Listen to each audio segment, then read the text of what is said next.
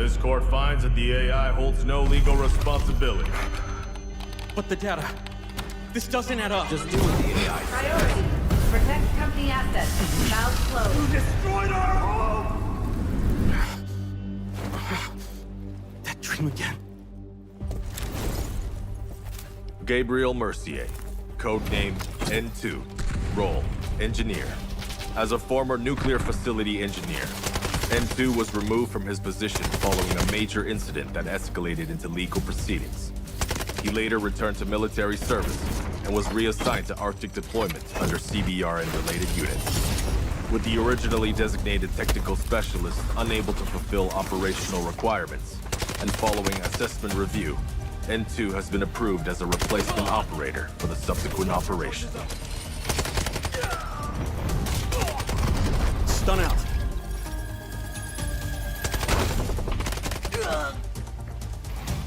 Throwing stun. Stun hit.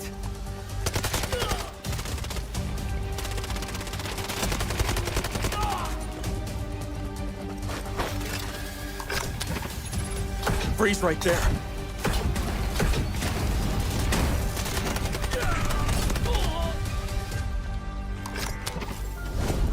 It's getting cold. N2 is equipped with a modified grenade launcher, capable of firing up to 6 LN2 grenades. Upon impact, each round detonates and releases a burst of cryogenic gas, dealing area damage and significantly impairing enemy mobility. Sustained hits can fully immobilize targets through extreme low temperature exposure.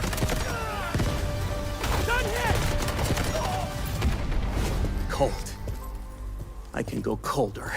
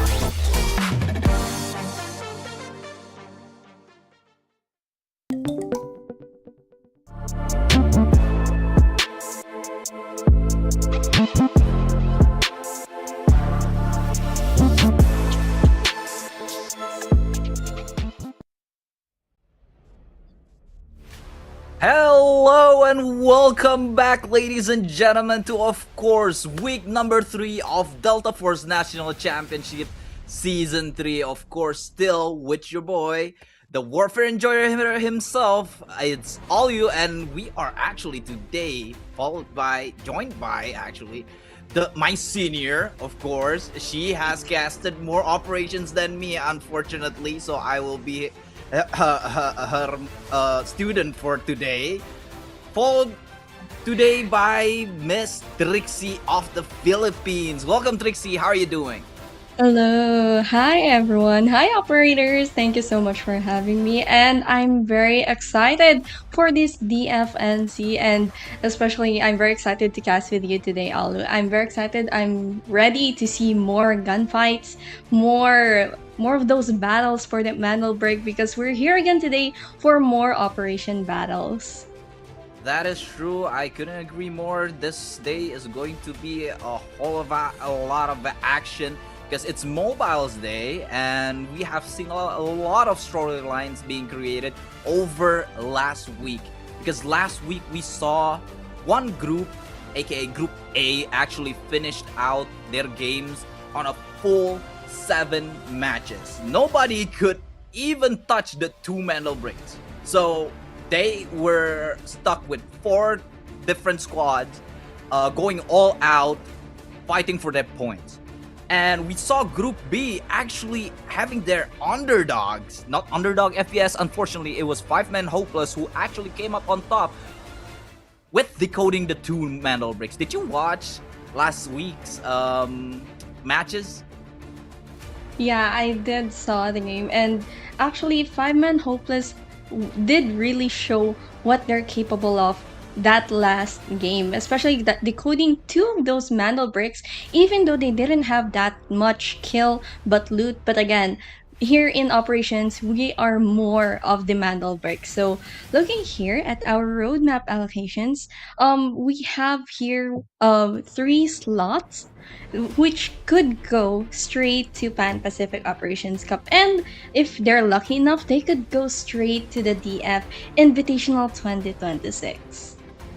That is true. Everybody's fighting for that position on Delta Force Invitational 2026, but of course, this is going to be for our PC segment of the game because the mobile version of the game is currently on hold for their international cup. So this is their only chance to actually claim their trophy, and I am very excited to see more storylines being created here because I want to see more of the underperforming teams from last week's matches doing better, having a better shot at actually decoding those mandel breaks, because we saw such as, of course, the unfortunate story of Team DK, of course, the Filipinos. They did had a lot of kills, they did had a lot of points, but they didn't decode any of the mandel breaks, so they went down to the fifth position on the group. But of course, they are all in this tournament for one reason and one reason only, of course, other than lifting the trophy, and that is, of course, for the prize pool. $1,000 prize pool. It may be not much, but of course everybody wants to get their hands on the money.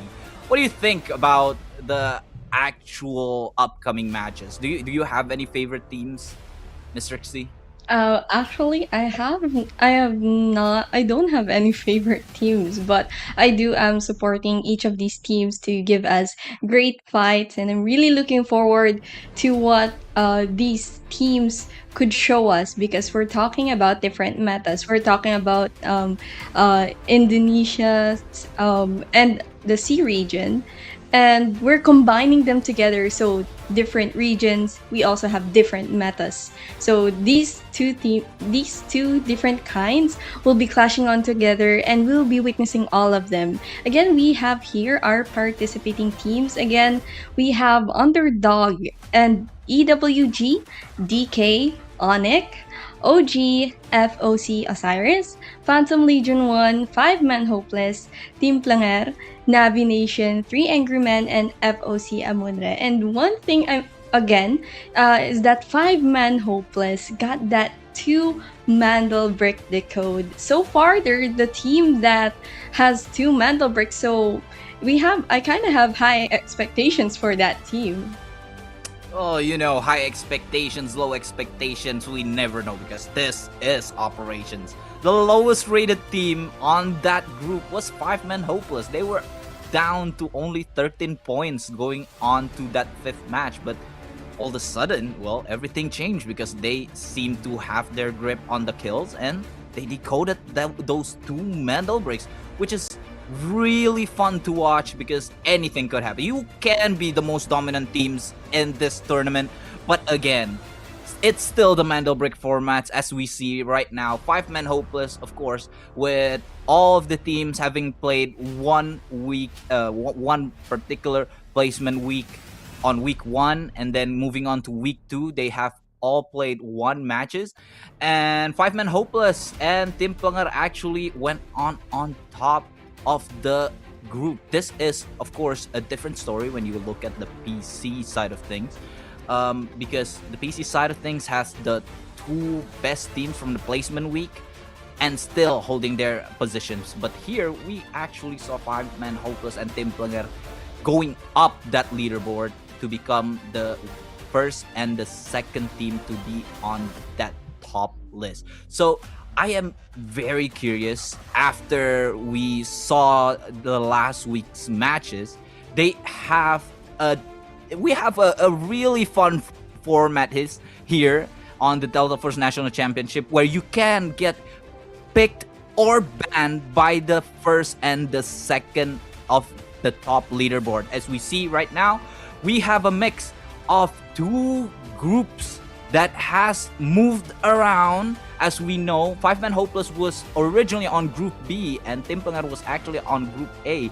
But now, Five Man Hopeless, Navi Nation, Onyx, and Underdog FPS actually went to Group A, and we are only going to see Group A matches for the day, while Group B, consisting of Team Planger, 3 Angry Men, FOC Osiris, DK, Phantom Legion, and also EWG. So the original placements of Group A is still, we have Original Gangsters and of course FOC Amunra on Group A. We're going to see a little bit of a mix-up as the teams collided with each other from the other groups. What do you think about that format? You know, from Group A, you can move all the way to Group B, and from Group B, you can all the way to Group A, and there are some dramas being created on the pick bans of teams. Like, for example, Five Men Hopeless actually banned 3 Angry Men, pick Navi Nation as their opponents on Group A. What do you think about that? Well, I think this is a very, very good matchup for all of these teams because we are going to see how these teams does not only match up with just a few players, but we're talking about the overall teams over here. So, let's say that Five Man Hopeless, if let's say the first place ever gets to win, it doesn't mean that he's the number one for his group. We're talking about the number one for all of these teams. So it's a really, really big achievement. Like, you get to play with all of these teams, you get to see all of their strategies, and you can still manage to claim the top. As for Five Man Hopeless, picking Navi Nation, I think it was a bit of a expected since checking here on the leaderboard on the last game, Navi Nation was 5th place with only 11 kills and only a few loot points. Again, we do have the loot points and the kill points, so I think it was a very safe pick for Five Man Hopeless. As for Team Plingar, I still can't tell what's going on in their mind on how they pick Navi Nation and how they pick FOC and how they banned Onyx. So I don't know, there might be some story going on behind here, but maybe we'll soon find out once we continue on with these matches. Of course, Navi Nation getting picked by Five Man Hopeless was actually, I kind of feel like there was a backstory behind it, because we know Navi Nation is actually a good team. We have seen them play in a couple of tournaments here over in Indonesia, and they actually was having some good placement. But unfortunately, on week 2, well, they were kind of in a verge of maybe there's communication problems where they didn't get a lot of kills. They did not actually have a lot of loot points. Also, they were getting cut off left and right, trying to rotate to the Mandel bricks, but then get cut off by some random rotations done by other teams, which was, for me, if I was a Navi Nation player, I was getting a little bit frustrated, and getting to the next games would be very hard because they just clearly don't know what to do. And Five Man Hopeless probably saw that coming from them, and they probably think that they're going to do the same this week, so they picked them. Otherwise, they were scared of 3 Angry Men, and so they banned them because 3 Angry Men actually had a lot of kill points, and they were the rotation cutters, because every team that tried to connect to the area of the Mendel bricks were cut off either by Team Planger or 3 Angry Men. So they are very angry at people trying to decode. They were the teams who are actually going to kill you before getting to the decoding station. But when it comes to the fighting in the decoding station, they weren't the best. So I think Five Man Hopeless had a really good chance to actually find their footing, especially because they are a couple of Warfare players trying to, have their name up here in the operation scenes. I'm really hoping for my Warfare boys to actually have a good result this week. But right now, talking about Onyx also has a difficult time finding rotations. Team Plunga actually is scared of Onyx. But again, some of these teams just gets cut off out of their rotations in the middle of rotating, and I want to see more metas being utilized by the teams. I want to see more area explorations from the team to find the best way to get to the Mandal bricks, of course. But right now we are going to head on to our first match on Zero Dam, and we are going to see Group A being unfold. Is there going to be a new storyline being created? As we see, still the same meta being utilized by the teams. A lot of Virons, a lot of D-Wolves, and Noxus in the teams. And actually, Underdog FPS playing with only 2 players. And I think I think Dragon actually, FOC actually is playing with also 2 players.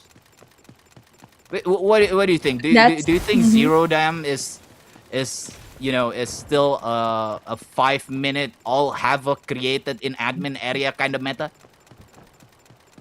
Well, as for me, I do sometimes play Zero Dam, and once I do get a spawn, especially if it's near admin, I usually go straight to the admin because that's mostly where all of the gunshots are, or most of the gunfights. But again, we're talking about Zero Dam. It's quite a bit huge map. There's a lot of ways to go around here. Like what I'm saying here, we have 2 teams here. We have Onyx and OG closing in on each other, and who knows, we might see or we might actually see the first gunfight here at the visitor center and not at the admin. But again, checking on the lineup of these players, we also have the meta for Zero Dam.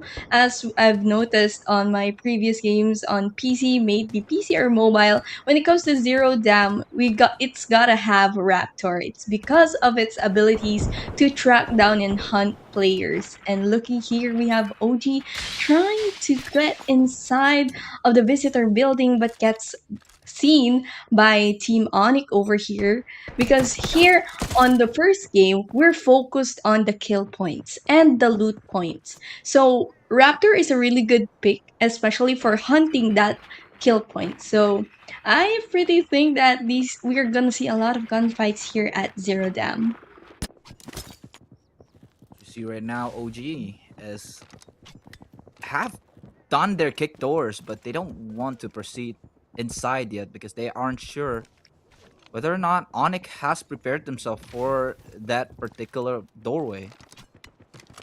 OG is still trying to find their footings here. Trying to look for those angles, trying to pick. They're just going to wait right now for Onyx to make the first move because they were actually spotted as Free Han actually spotted player of Onyx actually crossing the doorway right there.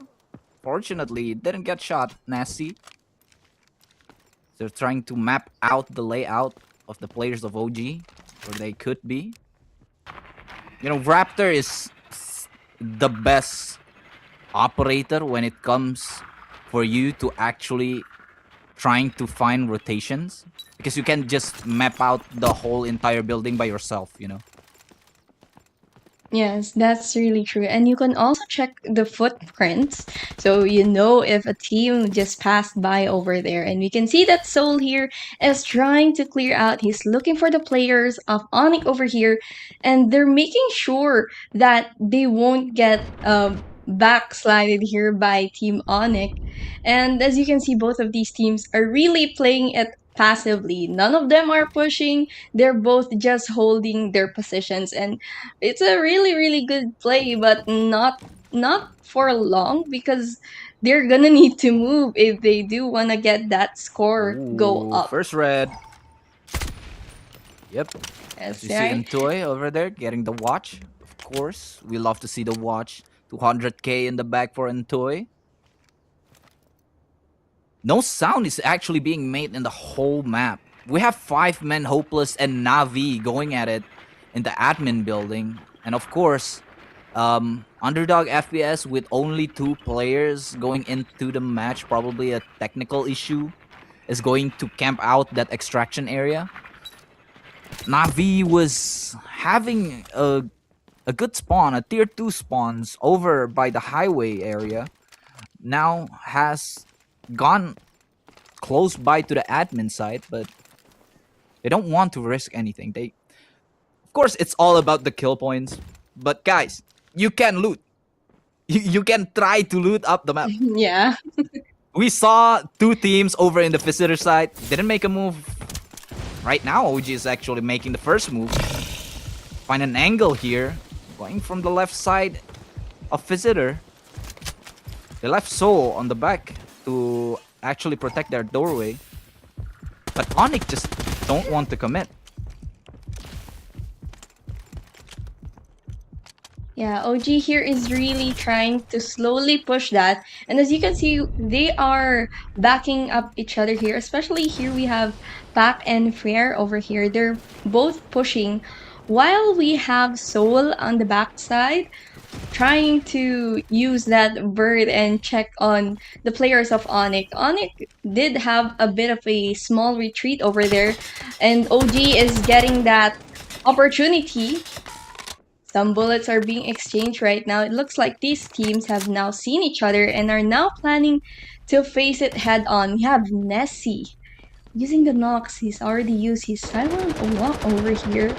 OG's being careful and wary right now because a lot of gunshots are happening and we've got one player knocked down and that's two players and three. There goes OG wiped out by Team Onyx. And that was a really good play for Onyx, waiting for OG to come inside, especially Nessie over there with that silent walk. It's gonna be it may made OG worry about it. I mean, when I play, when I hear Nox suddenly used his ult, I get very nervous because you don't know where he's popping up. So that was a really good play by Onyx over there, and that gives them the number one spot for our leaderboard. That is correct. Every time the Nox ult pops, you went hiding. But unfortunately for OG, they did not went to hide. They went into all swing mode.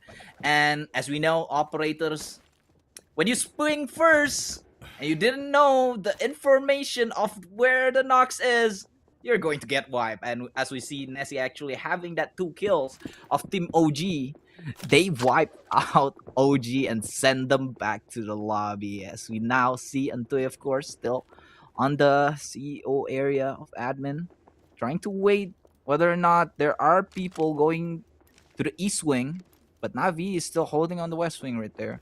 FOC were originally spawned on over by cement, now are trying to get themselves back into cement.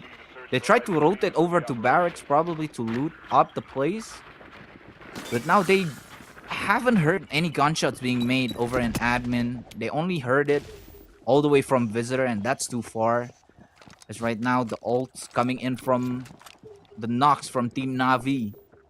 Trying to find the angles, trying to take up some space from Dills right there. Using the Nox. Chino holding the backside of stairwell. Dominus going in. Trying to find this other team from the side of 5 men hopeless. They are still very, very close to each other. Haven't noticed anyone. Just gonna play it really slow right now because they don't know any of these players' whereabouts. You see Dills right there. Five-man actually. hopeless is really good at holding these positions over here. Yep.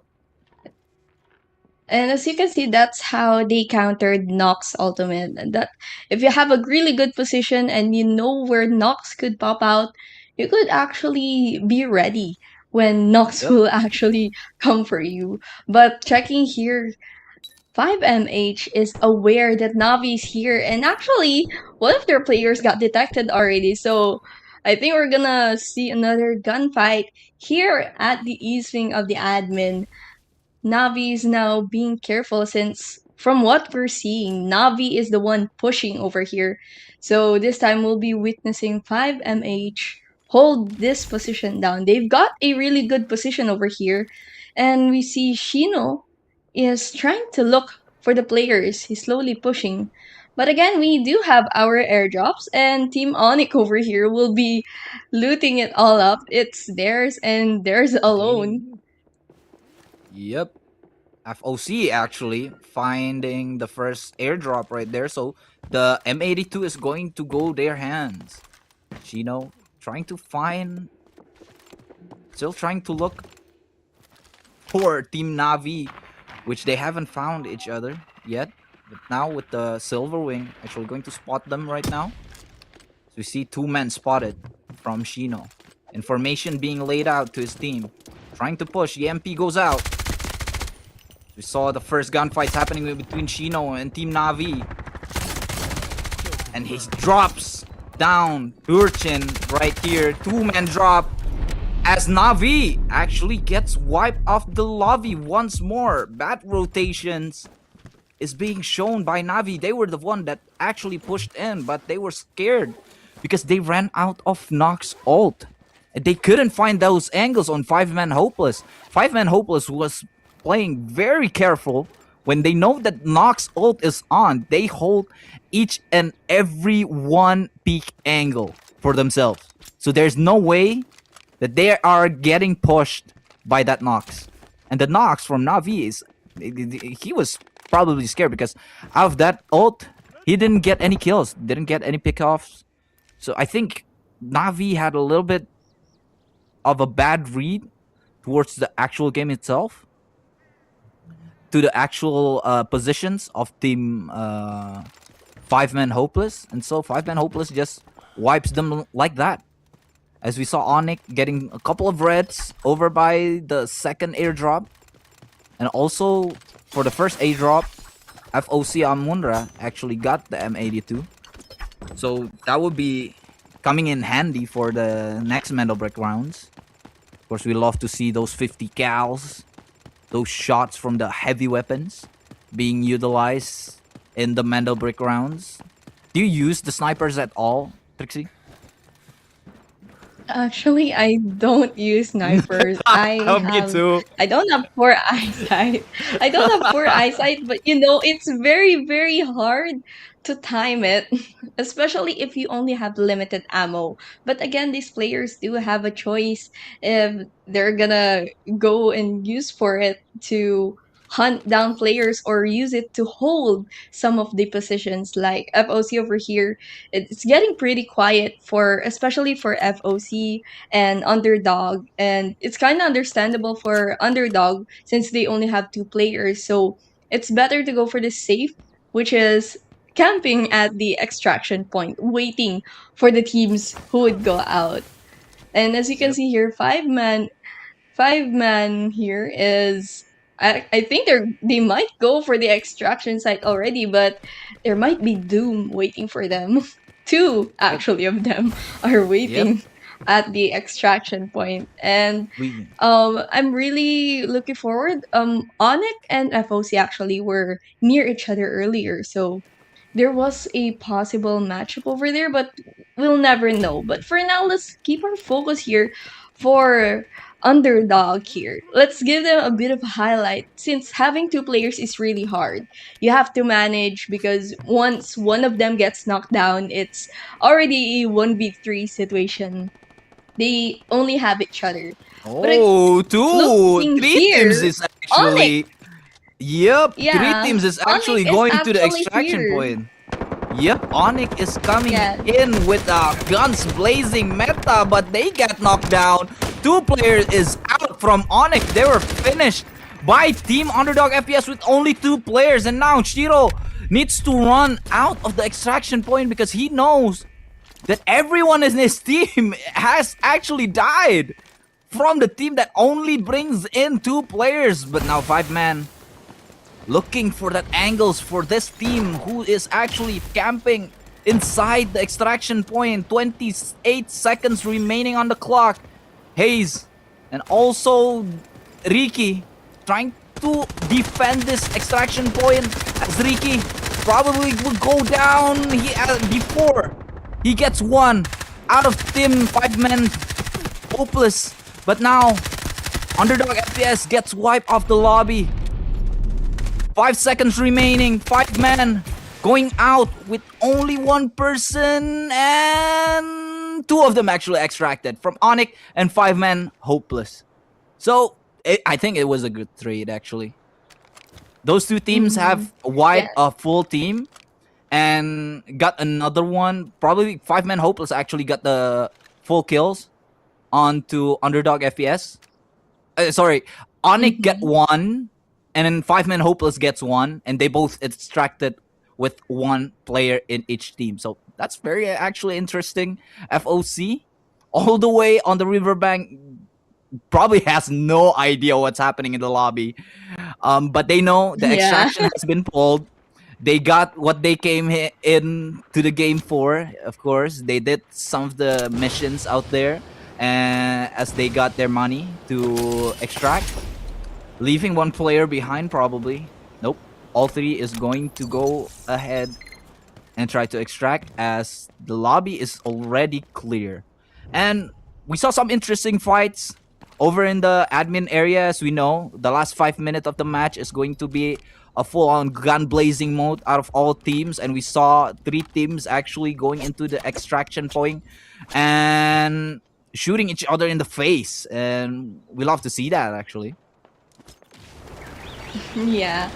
And that's a really unexpected gunfight happened over there. I almost jumped out of my seat when I saw Underdog suddenly got 2 players from Onyx over there. And actually that was a really good play from Underdog. And we didn't expect, I mean, Ollie, you have to admit, we didn't expect Onyx was supposed to be there. I was just shocked when the screen just suddenly... Yeah, I thought we're just gonna see 5-man hopeless and Underdog, but guess who's joined the battle? We have Onyx. But the ending over there is that we've got 1 player from both of these teams, 5-man and Onyx, managed to extract, and FOC did get that 3-man extract. Again, for round 1, it's all about loot points and kill points. So either way, those teams can manage to climb the leaderboard by killing the other players or going for the loot. Like we have FOC, I think they just went for the loot over there. But some of the players, as you can see, really did go for that kill and loot, just like what happened in the extraction side. Yep, Onyx came out of nowhere trying to get into that elevator shaft over in the extraction point, but they weren't expecting Team Underdog FPS with only 2 players going to camp that area. So they went in, they thought it was only 5-man hopeless that were fighting, so they want to get in as fast as possible, and boom, Underdog FPS just caught them off guard. 2 players down from Onyx, and all of a sudden all hell broke loose. I don't know what happened, but unfortunately 5-man hopeless didn't even get the extraction on the 3 of them. They lost 2 to the hands of Underdog FPS and also Onyx. And Underdog FPS, even though they were so patient with the 2 players that they have, they still couldn't find those kills, I guess. Pull off on the 2 full teams. They get what they came. They need some of the kill points, and they came, they get, and they didn't extract, unfortunately. But it's all good. We got all the kill points. Underdog FPS, it's probably Dragon that weren't they. So we are going to go ahead and have a little break, and we'll see you guys in just a couple of minutes to watch the second game, because the second game is going to be Metal.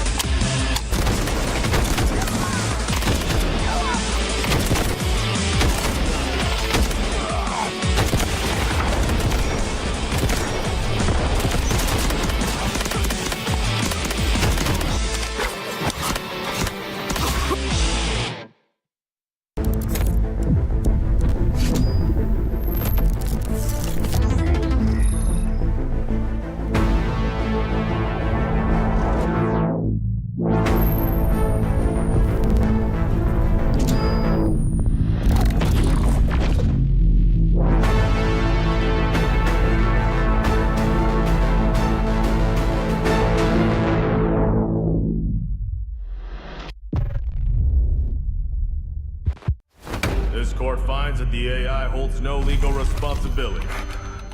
But the data. This doesn't add up. Just do what the AI says. Priority. Protect company assets. Valve closed. Destroyed our home! That dream again. Gabriel Mercier, codename N2, role engineer. As a former nuclear facility engineer, N2 was removed from his position following a major incident that escalated into legal proceedings. He later returned to military service and was reassigned to Arctic deployment under CBR and related units. With the originally designated technical specialist unable to fulfill operational requirements, and following assessment review, N2 has been approved as a replacement operator for the subsequent operation. Stun out.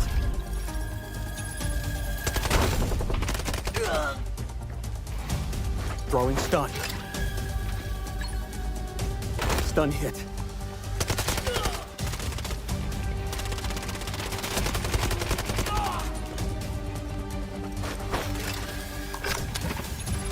Freeze right there.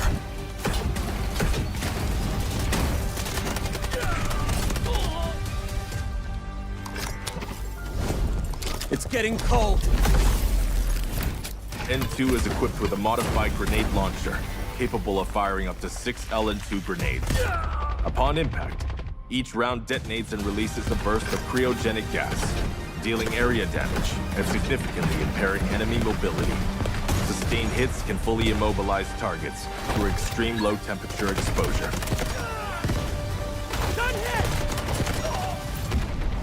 Cold. I can go colder.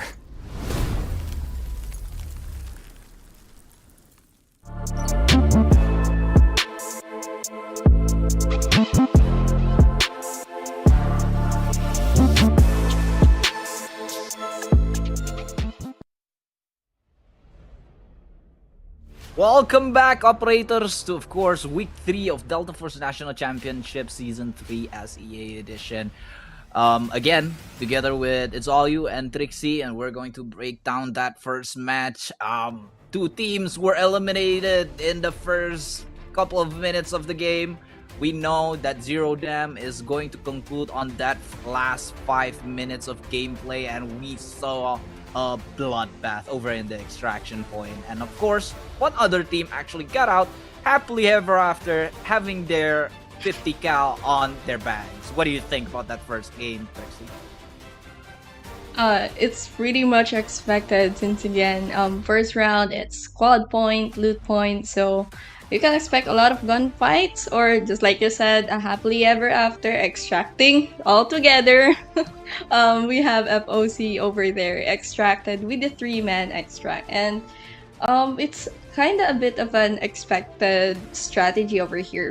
There are different strategies to go or climb the leaderboard, but I'm really excited on what could happen later, because all of these loot points and kill points could not matter once a team has a Mandel break, because we're focusing on Mandel breaks later on. But going back here at Zero Dam, there was a lot of gunfights, especially on the extraction. I think the red area over here is not the admin. Maybe it's the extraction point, because as we've seen over there, we've seen 3 teams. We have 5-man Hopeless, Onyx, and then the 2 guards over here. They got 2 guards from Underdog, since they only have 2 players. It's really unfortunate to have 2 of the players, but despite having only 2 players, they did manage to pick off some of the kills to climb that leaderboard. Yep, Underdog FPS went in handicap, but get out with what they needed. They got some of those KPs to Onyx players, and also some of them went to 5-man Hopeless. But 5-man Hopeless and Onyx actually got their hands on that extraction point at the very last second. As we see here, Shino actually was the last one alive from Team 5-man Hopeless, I think. He was the only person that got out, and so I think it was a win-win solution for the 3 teams. You know, even though, of course, Underdog FPS only got their 2 or 3 kills over there, but it's still all right. They came in. They know they cannot go toe to toe with other teams, and so they just went in and tried to get what they can. And as you see, Underdog FES actually eliminating two of those Onyx players, and 5-man Hopeless wiping Navi in the earlier part of the match, and of course OG getting decimated by Team Onyx over in the visitor side. And then Onyx actually came through with that last minute rotation over to the extraction point after they looted the second airdrop that was dropped in front of admin area. So it was a win-win solution for the 4 teams that actually survive, I think, that we see here on the from position 1 to all the way to position 4. But for the position 5 and 6 for OG and Navi, they need a better game plan. They need to find those angles, find those rotation that actually can caught people off guard, not just go in straight in trying to initiate the gunfight first without any information. As we see Navi getting wiped on admin by 5-man Hopeless, they did not do any recognition to the position of the team of team 5-man Hopeless on that admin area, and so does OG. Didn't actually know whether the Nox was still on the first floor or the second floor. They only know that the Nox opens ult. So now it should be we are expecting more bloodbath, of course, because it's a Mando brick round over in Brakkesh, and we are going to see whether or not Team FOC with their happily ever after family that went out with the 3 people are going to go in this match holding that M82 on their hands to ensure more probability to get those Mando bricks. What do you think? Well, I think it's time for the rest of our leaderboard, especially from our 4th to 6th place, a better game up, or who knows, Brakkesh might be their map. Because it's only the first game. We just saw the first match. Who knows, they might play better. Again, we're playing different maps, so and this time we have a Mandel break round. We do have some notable teams that did not play well, especially on the rounds that were not Mandelbrick, but did stood out once the Mandelbrick is shown. So again, the highlights of this match is the Mandelbrick, and first impressions are really important. So whoever could get this first Mandelbrick has that half of a ticket to win this bracket. And looking over again on our leaderboard, the last 2 teams could do or could show us something different this time. But again, I'm really amazed how Underdog managed to secure that 3rd spot over FOC. Over just 2 kills, they managed to overcome FOC by just killing 2 players. Oh, I mean, I'm shocked. 2 players managed to get 2 kills and didn't extract, but they won over a 3 happily ever after extracting together FOC. So let's see if FOC will still manage to get that happily ever after extract here on the Mandelbrick. So sooner or later we'll be seeing a lot of gunfights because again, it's a Mandelbrick round. Everyone wants their hands on it. So we might see not just 2, not 3, maybe 5 or more teams. I actually witnessed 5 teams fighting over just one Mandelbrick, and who knows, it could happen also in here. So let's move on to Brakkesh. Again, this is a mixed map. There are places that's very tight, it's a close compact, and there are also places on the outside, like outside of the tower, which is long range. And as you can see here on the lineups and compositions of the teams, we're seeing a lot of Shepherd. It's very surprising that all of the teams here are picking Shepherd. Again, we're seeing different metas compared to PC. a different Yep. gameplays compared to PC because we're here at mobile, and I just can't imagine how these players are doing so well in these games with just a small screen and with just around 4 or 5 or maybe who knows 2 finger gameplay, right? I mean, yeah, I couldn't agree more. I personally, even though I tried to play on mobile, my hands are not as light as some of these players. I mean, they are very talented at this, and that is why they are here compared to me actually casting the game. So, I mean, fair to say they are the best of the best out of all the players out there. And as we see right now, FOC is actually going to go ahead and contest OG as the tier 1 spawns over in the museum side of things, and I see that it's probably going to be one of these two, but Navi is actually closing in. They spawn on that tier 3 spawn, but they have made their way all the way to the middle of the map to get their hands on this first fight for the Mandel Brick, and it is very exciting to see. We already have 1, 2, 3, 4, 5 teams actually closing by to the Mandel Bricks, even That's though so it's many. not even picked up yet. What is happening here? But they're just playing passively. Nobody wants to make a move. First one to make some move probably dies. If we're going to see all these teams clumped up in one area of the map, as we see Onyx now getting pushed a little bit by OG, but OG actually is having a standoff to Onyx. Soul dropping to half HP. Irhan trading some shots. Shiro here. They're still trying to find those angles to get the first pick off. First gunfight is here, ladies and gentlemen. Cherish it because there probably might not be in a couple of while because they are just holding their places for the first team that is actually making a move. And looking back to what you said, the metas, the team comms from the PC version and also the mobile version seems to be a little different. But now Navi is actually going to go ahead and drop Shino to the ground. Still, fine. Resting Shino right there, not ready, but they got wiped also on the 2 players. Navi now left with 1 player remaining, and what just happened? Navi, out of nowhere, got caught in the middle of a crossfire happening between Onyx and also FOC. They are down. They didn't listen to their footsteps, I think.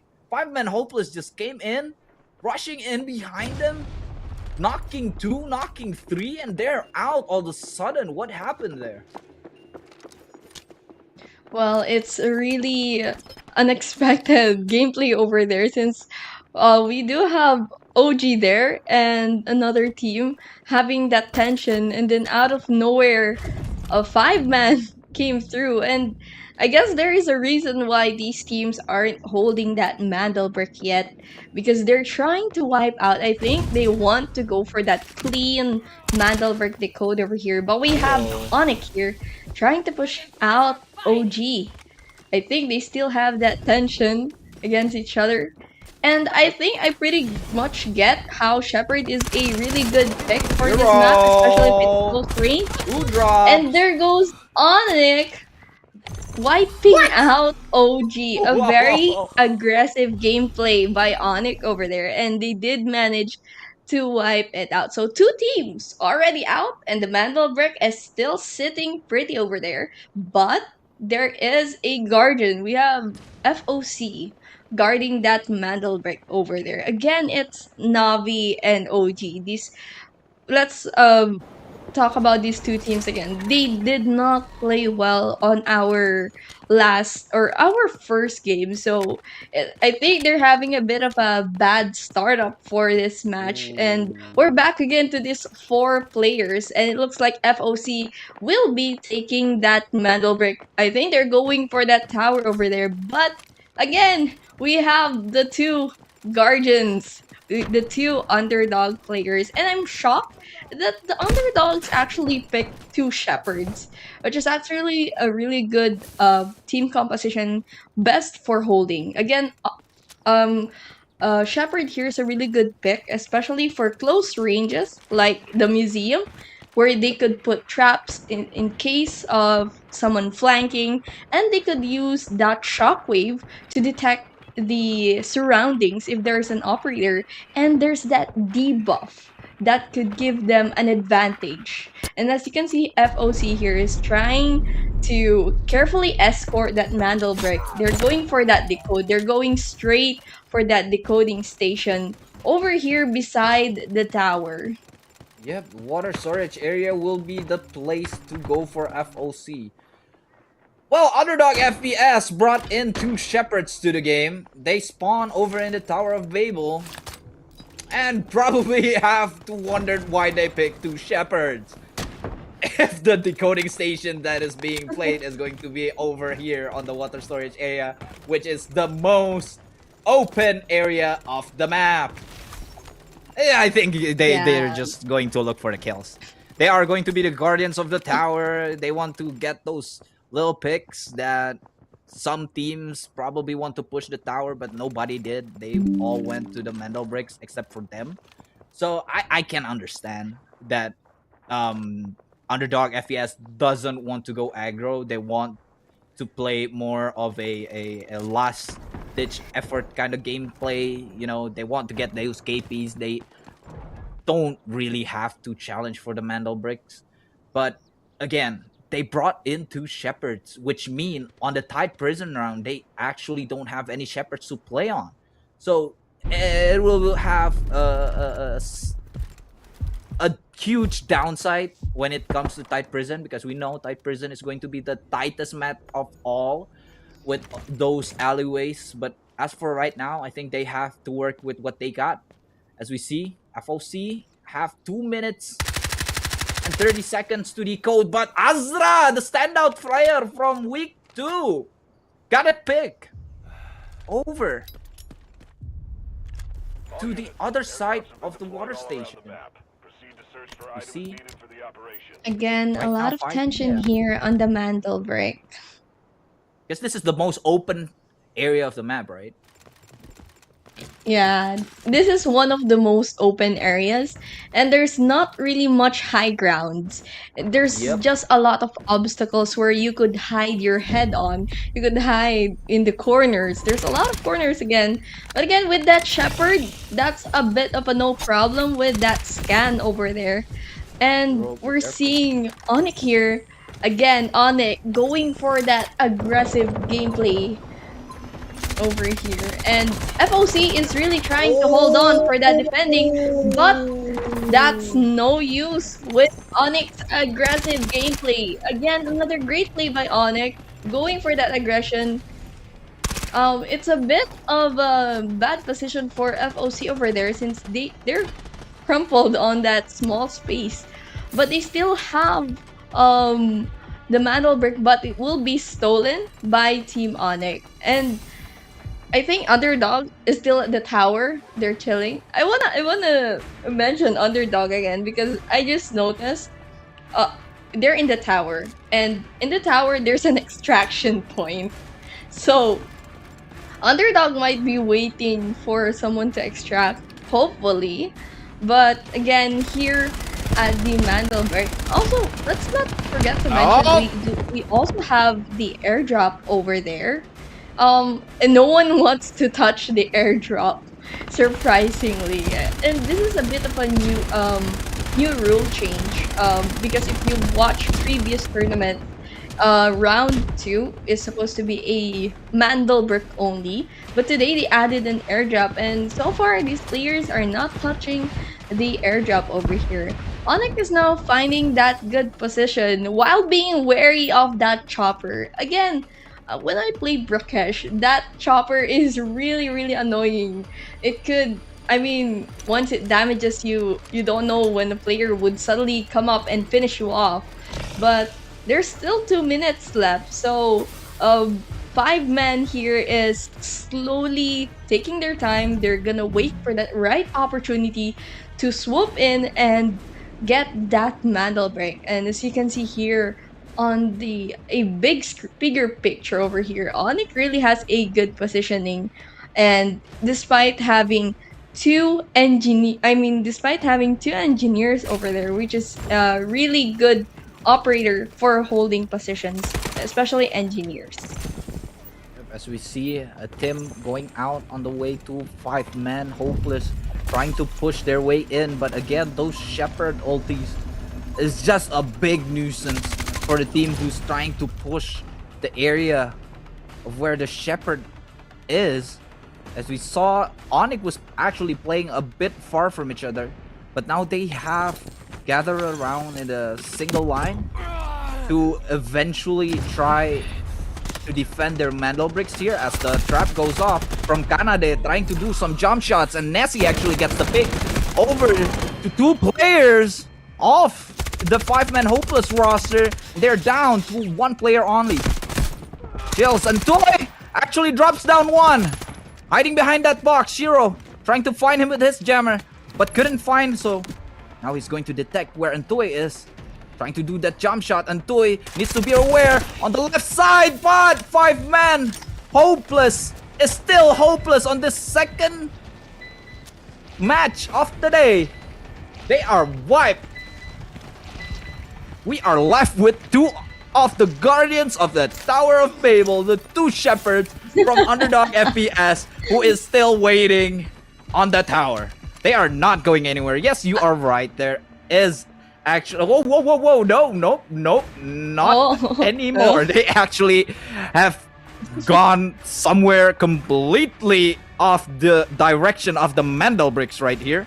As we saw, Onyx successfully decoded that Mandel brick. I think Underdog FPS actually wants to camp out this extraction area because they have pulled the lever to the extraction point. So Onyx have to push this extraction point if they want to survive. They could try to send 1 player up to the tower to extract via dock tags, but I think the dock tags actually matters more to the loot points than actually extraction. We'll see what they want to do, but as we see right now, yep, that is just exactly what Underdog FPS is trying to do. They are trying to camp out the extraction point where Onyx needs to go if they want to extract on two players. So we'll see what they do. But again, I thought with all the commotion that is actually going on that Mandel Brick Station, yes, it is kind of hard for Team Underdog FPS to find those skills, those KPs, but it's not impossible for them to actually get some of those KPs. They don't really have to contest the Mandel Brick, just get those KPs for the viewers, you know. I would like to see that, but they chose to loot up the whole tower by themselves. As we see, 1.6 to each of them is a pretty good loot points, of course, but the loot points actually comes for the 2 million threshold. So 1.6 is not good enough. That means they are only going to have only 1 loot points for themselves as for right now, if they couldn't find any more kills. So yeah, it's still underwhelming to see how Underdog FPS is playing right now because they are in a handicap with only 2 players. I don't know if one of their players couldn't actually make it into the game itself, but right now, as we see, the helicopter is actually going in, wreaking havoc on the extraction point as Onyx opening up both of their ultis from the Shepherd, from the Moors, and Nessie going all the way from the containers, trying to get the pick on to Underdog FPS, but unsuccessful. But they still have this angle. 27 seconds on the clock. Grenade being thrown, flashes being thrown, jammers from Shiro the next, and Shiro trying to get this kill on Hayes, and Hayes is down, but Shiro goes down to the hands of Riki. They are both trying go and extract, but Nessie wipes them out. Onyx possibly will go out of this game with the 3 of them extracting, and yes, they did. Oh my god. That helicopter, Trixie. That helicopter is the worst. Y'all, if you play Yeah. Brakkesh and face with that helicopter, you know what we mean. I mean, that helicopter is just a nuisance. Yes, you get more loots if you shoot down the pilot, but if you don't, then that will happen. Especially if you have 2 remaining squads. That means the other squad that is not being shot at by the helicopter will know your position. And unfortunately for Underdog FPS, you are in the extraction point, which is an open area of the map. And Onyx just came in, guns blazing, whoop right, whoop left, and they got the whole kills. Even though they dropped 2 players to the ground, but they still got the extraction because they didn't get ended. Yeah, that's a really very close game for Underdog over there. Actually, I almost thought that Underdog was gonna get that last person, because if you can see the health bar of the last player of Onyx, it was around 75%. So I thought he has a better chance. But again, aggressive plays by Onyx and the skills, the aim just explained itself. I mean, you watch the whole game, from that museum game, from that storage game, from that extraction match. I mean, they're just showing all of their skills over here. They're not afraid of anyone who's waiting for them. Let's special mention Underdog, who are the guardians of the extraction points over here.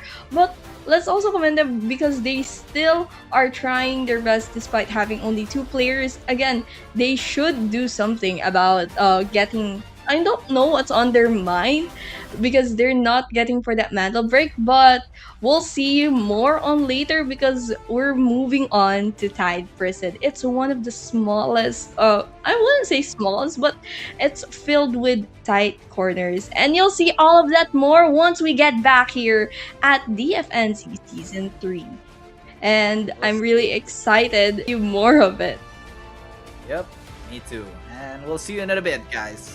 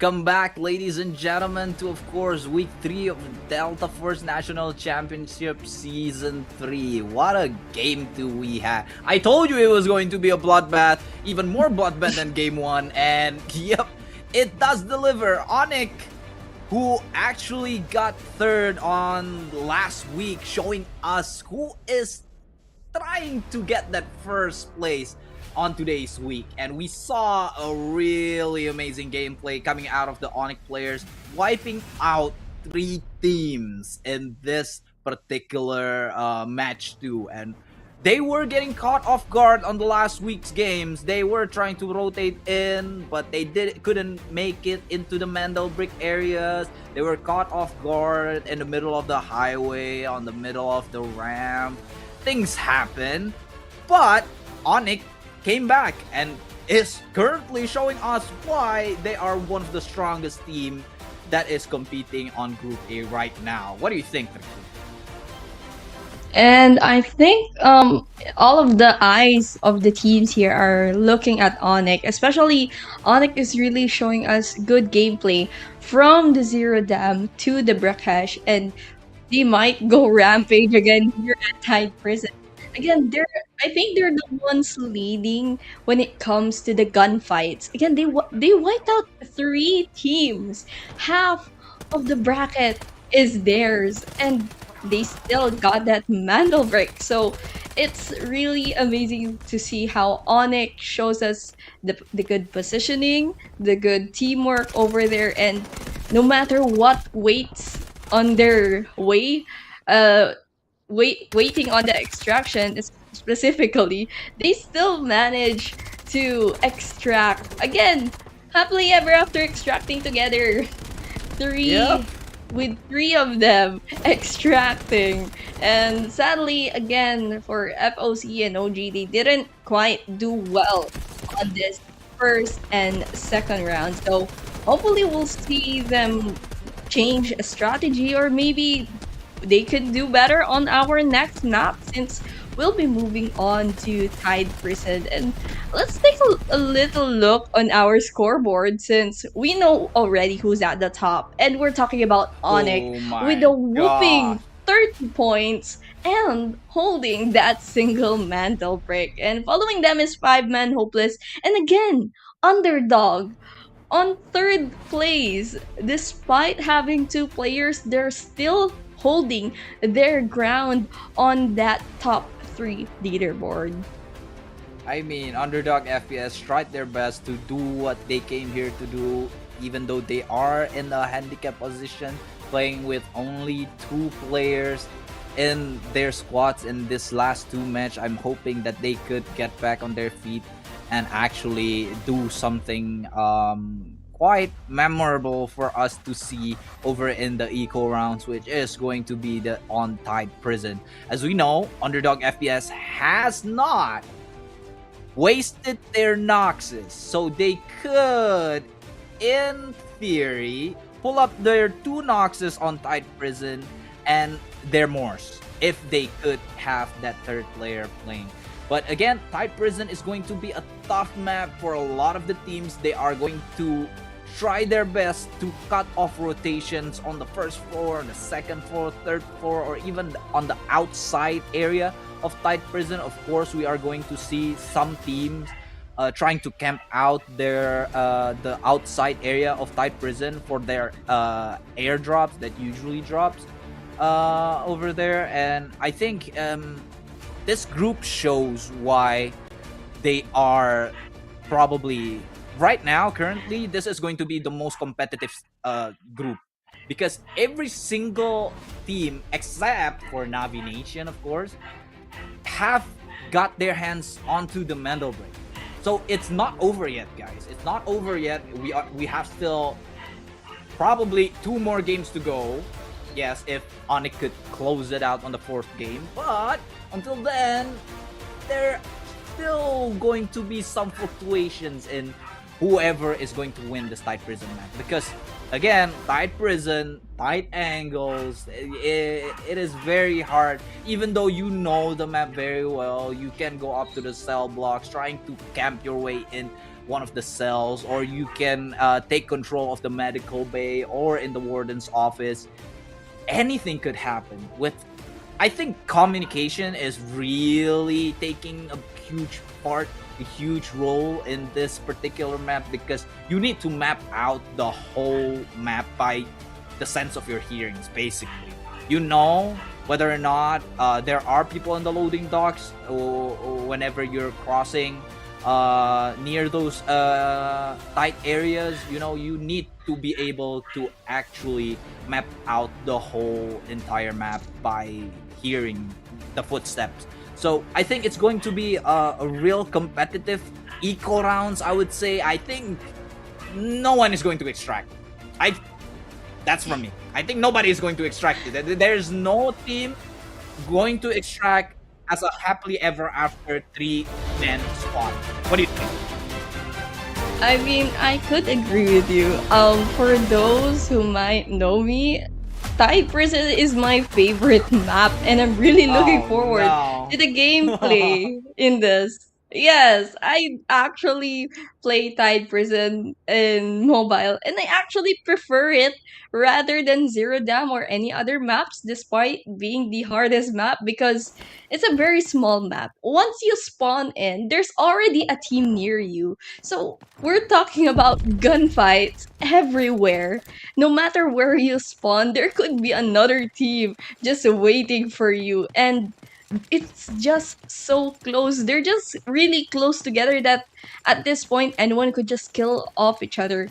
And again, I do want to special mention that Onyx, with their aggressive gameplays, they could still highlight or give us some good gameplays for them being the most aggressive team for this. And again, this is one of the airdrop rounds, so no mandel bricks needed to be prioritized. So who knows, Onyx might be going for that kills. And as you can see, as I've mentioned, once you spawn, there's Uh, already teams near each other. And now we have Underdog, and we also have OG here going near to the orange area beside of the admin over there. And I think all of the teams are just aiming to go forward for that warden office. It's one of the good places to hold, but again, with just one mistake or one person gets picked up and one wrong move, they could put themselves in a pinch if they trap themselves in the warden office. And it's really important to check all of the corners. Again, this is a very, very tight map, so players here are gonna be very, very careful, especially when moving from place to place for that corners. And actually I'm very excited to see what Underdog would have for us here. Again, they're the guardians of the extraction point. So this they might have an advantage for doing the strategy by waiting out of the other players, because they could go for that third party. But as for that, we'll have to wait and see, because Underdog mostly showcases their gameplays towards the end of the matches. But for now, it's a bit surprising that so far no one is engaging on each other. And it's very understandable since all of them are very wary and very cautious of where they are going, because if they manage to go on a place, who knows, there might be two or more players waiting for them. Yep, that is right. Underdog FPS actually went a little bit near Onyx in a couple of seconds ago, but they hurt each other, I think. And Underdog FPS just well, they want to take it easy, because still they are in the handicap playing with two players, as right now Onyx has the whole southern side of the map to themselves. Underdog is nearby, but they are beneath them. OG, however, right now is still trying to loot up some valuable items for their loot points. Navi, who has not really been seen, we haven't seen a lot of things from Navi in the last two matches. They were the first to get wiped in the two last matches. So I'm expecting more rotations coming out of Navi. But oh no, Dills actually been hurt by Soul. Oh, Soul opens fire, but he missed, completely whiffing onto Dills right there. Are still having a standoff right here. OG versus Navi. The two teams who got wiped on the two first maps. Trying to go at it. And they are still holding back. The team goes out. Trying to spot out some players from OG. Panjas here actually getting caught by the team. Web removed. All good. It's Panjas. And new spiders crawling by. Triple blasters going out of the Navi's hands. They're still exchanging fires, but they are in a really bad spot to fight each other, to be honest. This is a really small alleyways. But they seem to be more aware of their backside here, as we saw Underdog FPS actually crawling in. They're actually on the other side of that door. They're holding waiting. OG to find that move onto Navi. And then they will swoop in and get those last kills. OG hasn't spotted Riki out here, just on the other side of the door. They are trying their best to not make any moves until OG actually comes out. He saw that barrel of his gun. Papan just needs to be careful right now, as Hayes and Riki holding this angle very, very tightly, the laser sights. But OG says, I think there's some people here. We need to wipe out Navi out of this game because, my God, we don't want to be in the race of the first team to get wiped, as always, as the two last matches. It's a very, very bad spot for OG right now since they're being surrounded. Their only way out is behind, but they're going forward and knock down one player from Navi. And I really like OG's Underdog. position over here. Yep. Despite having two players, again, they're really, really careful. And Papa as you Jazz. can see, one Actually player going for the from flank. OG using the knocks. Yeah, he's going for that flank.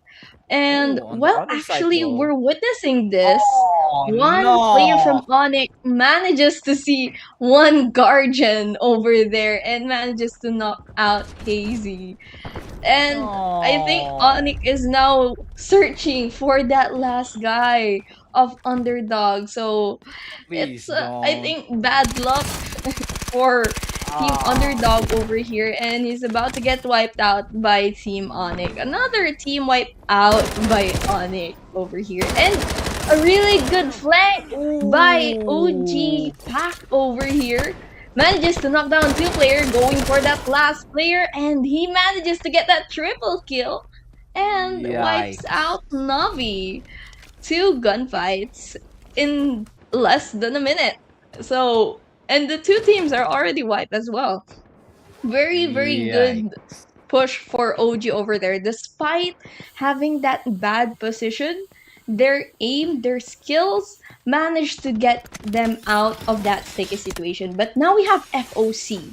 Again, we mentioned that FOC did not play well earlier, and we're now seeing them pushing Onyx, the #1 team in this composition right now. And it's a bit I'm a bit nervous to see how FOC will play this out because they're going aggressive right now, and we've seen them earlier going a little bit passive over there, and now they're tracking down Onyx over there. As for OG, they will have to get a bit of a rest and reset because here in Tide Person, once you get heard, you get hunted. Like Yep. once they heard you in the orange, they'll always think that okay, there's someone in orange, we could go for it and just go third man, fourth man, fifth man, or anything. And That's why it's really, really dangerous to get hurt in Tide Prison. And as of now, FOC here is really sneaking towards Onyx. Onyx has a really good position over there, especially for that one player in the railing. On the He got railing. that good position. How Okay. is he doing that? We have Kanade here. Devs! That's a really, really good position Devs! over there. This is not fair. Yeah. I couldn't agree It's more. I mean, once floating. you get hurt, yes. Once you get hurt on Tide Prison, everybody is on hunting mode. And as we saw, FOC tried to hunt down Onyx. But again, Onyx has the advantage because they are on they are holding the one-way angles really well. FOC tried to go for that flank over into the backside of Orange, but they still couldn't find any angles towards Onyx. And I think they wasted their Nox ult, to be honest. They were trying to flank them out, trying to shoot them in the back, do some backstabbing, but they wasted both of their Nox ult coming into this fight. So they are still going to wait for the next Nox ult to be up right now. As we see, 5-man Hopeless is actually coming in on the one player. They heard the gunshots all the way from Orange.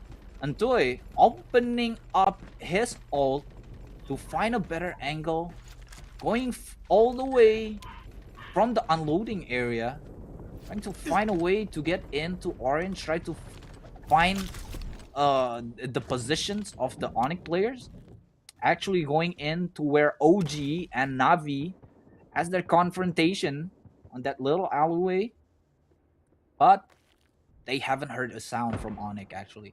So I think both of these teams are just going to wait it out. As we see right now, OG actually, after their wipe onto Navi, is actually going to go out of the map, out of the prison, going out all the way to the wilderness, to the southern side of the map, where of course our airdrop will spawn and grant them some reds or some reds to use in the next game. You see right now, FOC has repositioned themselves near the unloading area. Pras is still waiting for the next move out of all these teams. And Toy trying to camp out that lower side. Still trying to The get teams are another. just switching positions right now. Like they're all moving in a circle. Yeah. They're all They are moving in a holding each circle. other. Yeah.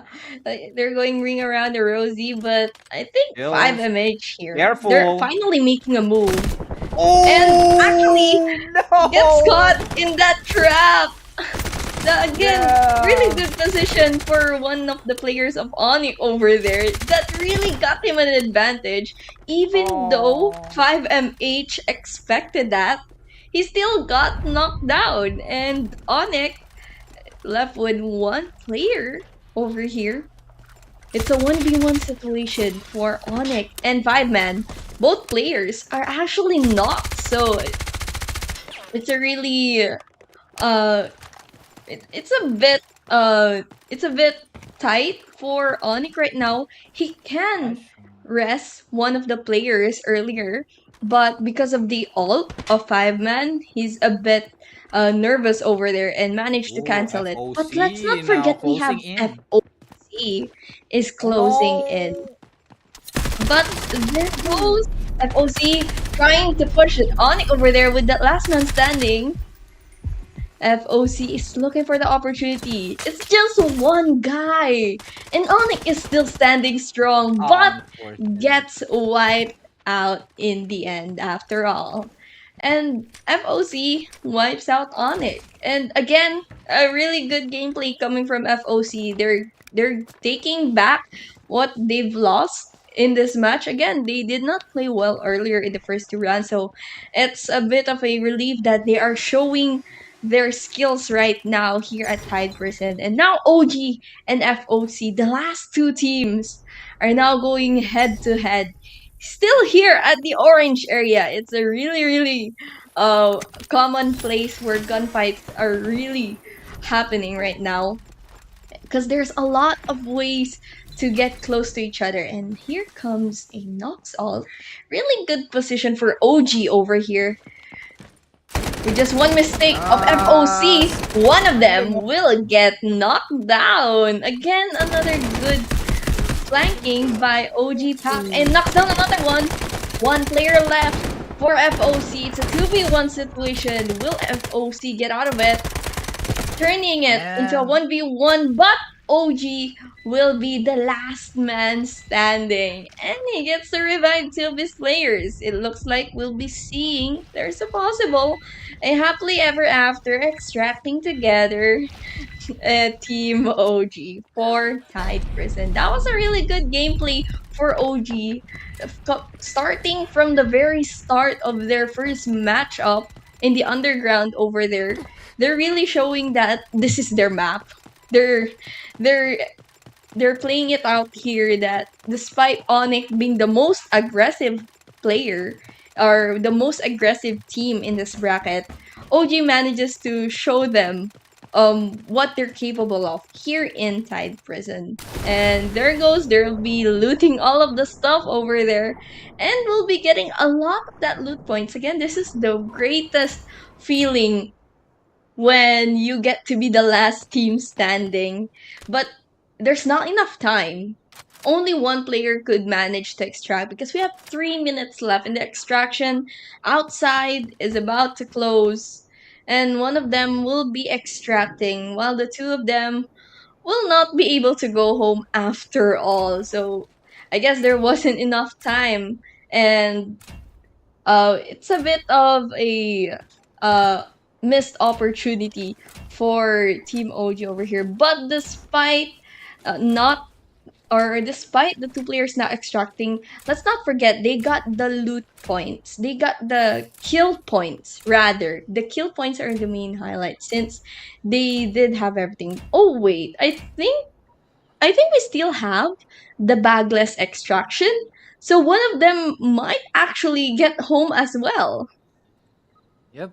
Yeah, they are. It is still available to be up for grabs. So I think one of them is actually going to the backlist extract right now, as the one who's going to take all the weapons from their hands and leaving one of the players still in the lobby. And I think it's a fair share, of course. Again, Yeah. you got everything done by OG. You wipe Navi out of the map. You got the airdrops. So I think you're happy if you're OG. Even though you can't extract all their players out of the map, but still, you came what you get everything. You got the KPs, you got the loot points, you got a lot out of this game, and it is a very good asset to save for the next Mandel Brick rounds and the upcoming matches, because you need those tier 5s, right? So you can actually find those tier 5s item, get your hands on those gold bullets, and of course Mr. Warden right here trying to find whether or not our players are still going around the maps and trying to shoot them. Of course, it's a bit of a hard boss, if you would say. I have never encountered that, and I don't even want to come close to the warden's office because, oh my god, they are noisy, especially when warden's going off against Raven. Those are just blowing my ears away. Don't you think?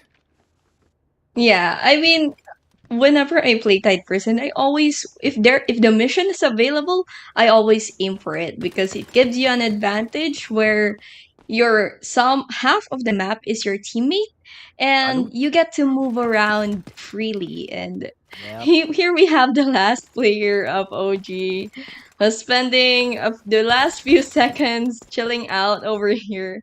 And again, a really, really good gameplay for OG. Despite only having a 2-player extraction, they managed to get all of that kill points. And this is actually gonna give them a really big boost in the leaderboard. So I'm really excited to see our leaderboard later because that game earlier is really shocking. Again, we mentioned FOC not doing good, and you would just witness that they did get some of the few kill points over there. So we're seeing them trying to pave their way back to the leaderboard, or they're trying to climb their way.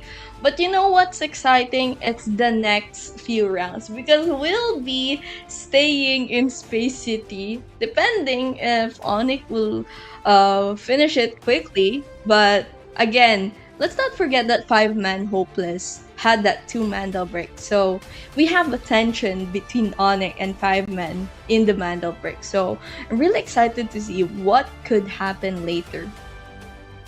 For you to see what could happen on the Mandal Brick rounds, of course, you'll need to tune in all the way to whatever games that this group is going to have, how many ever they want it to go. But especially, you're going to see, of course, I'm really wanting to see those gunfights on that Mandal Brick rounds as we have seen over on the second match, and I really am hoping to see OG actually doing good because in week 2 they get their hands on the Mandal Brick, not much kills. This time around it's a different story, so we're going to see that in the next match, and we are going to a break for just a little bit. Salute!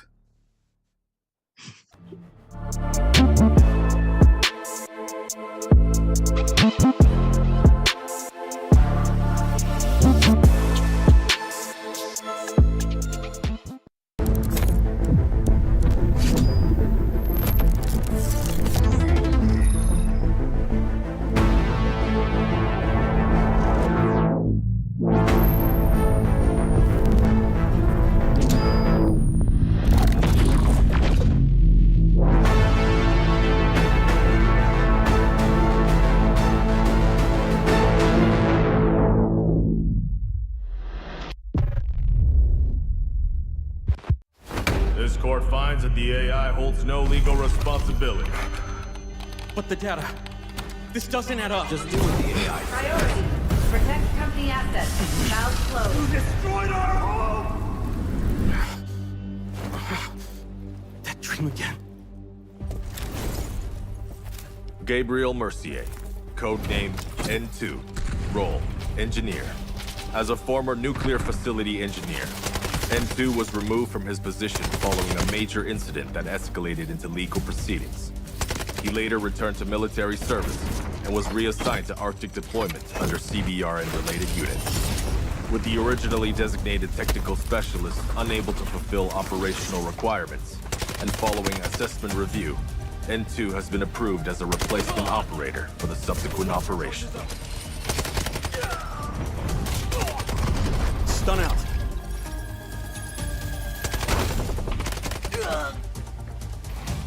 Throwing stun.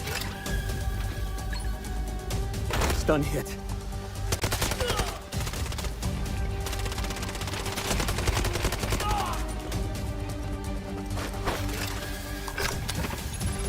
Freeze right there.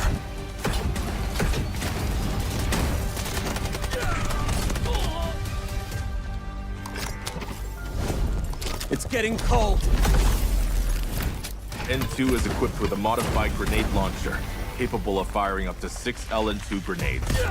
Upon impact, each round detonates and releases a burst of cryogenic gas, dealing area damage and significantly impairing enemy mobility. Sustained hits can fully immobilize targets through extreme low temperature exposure.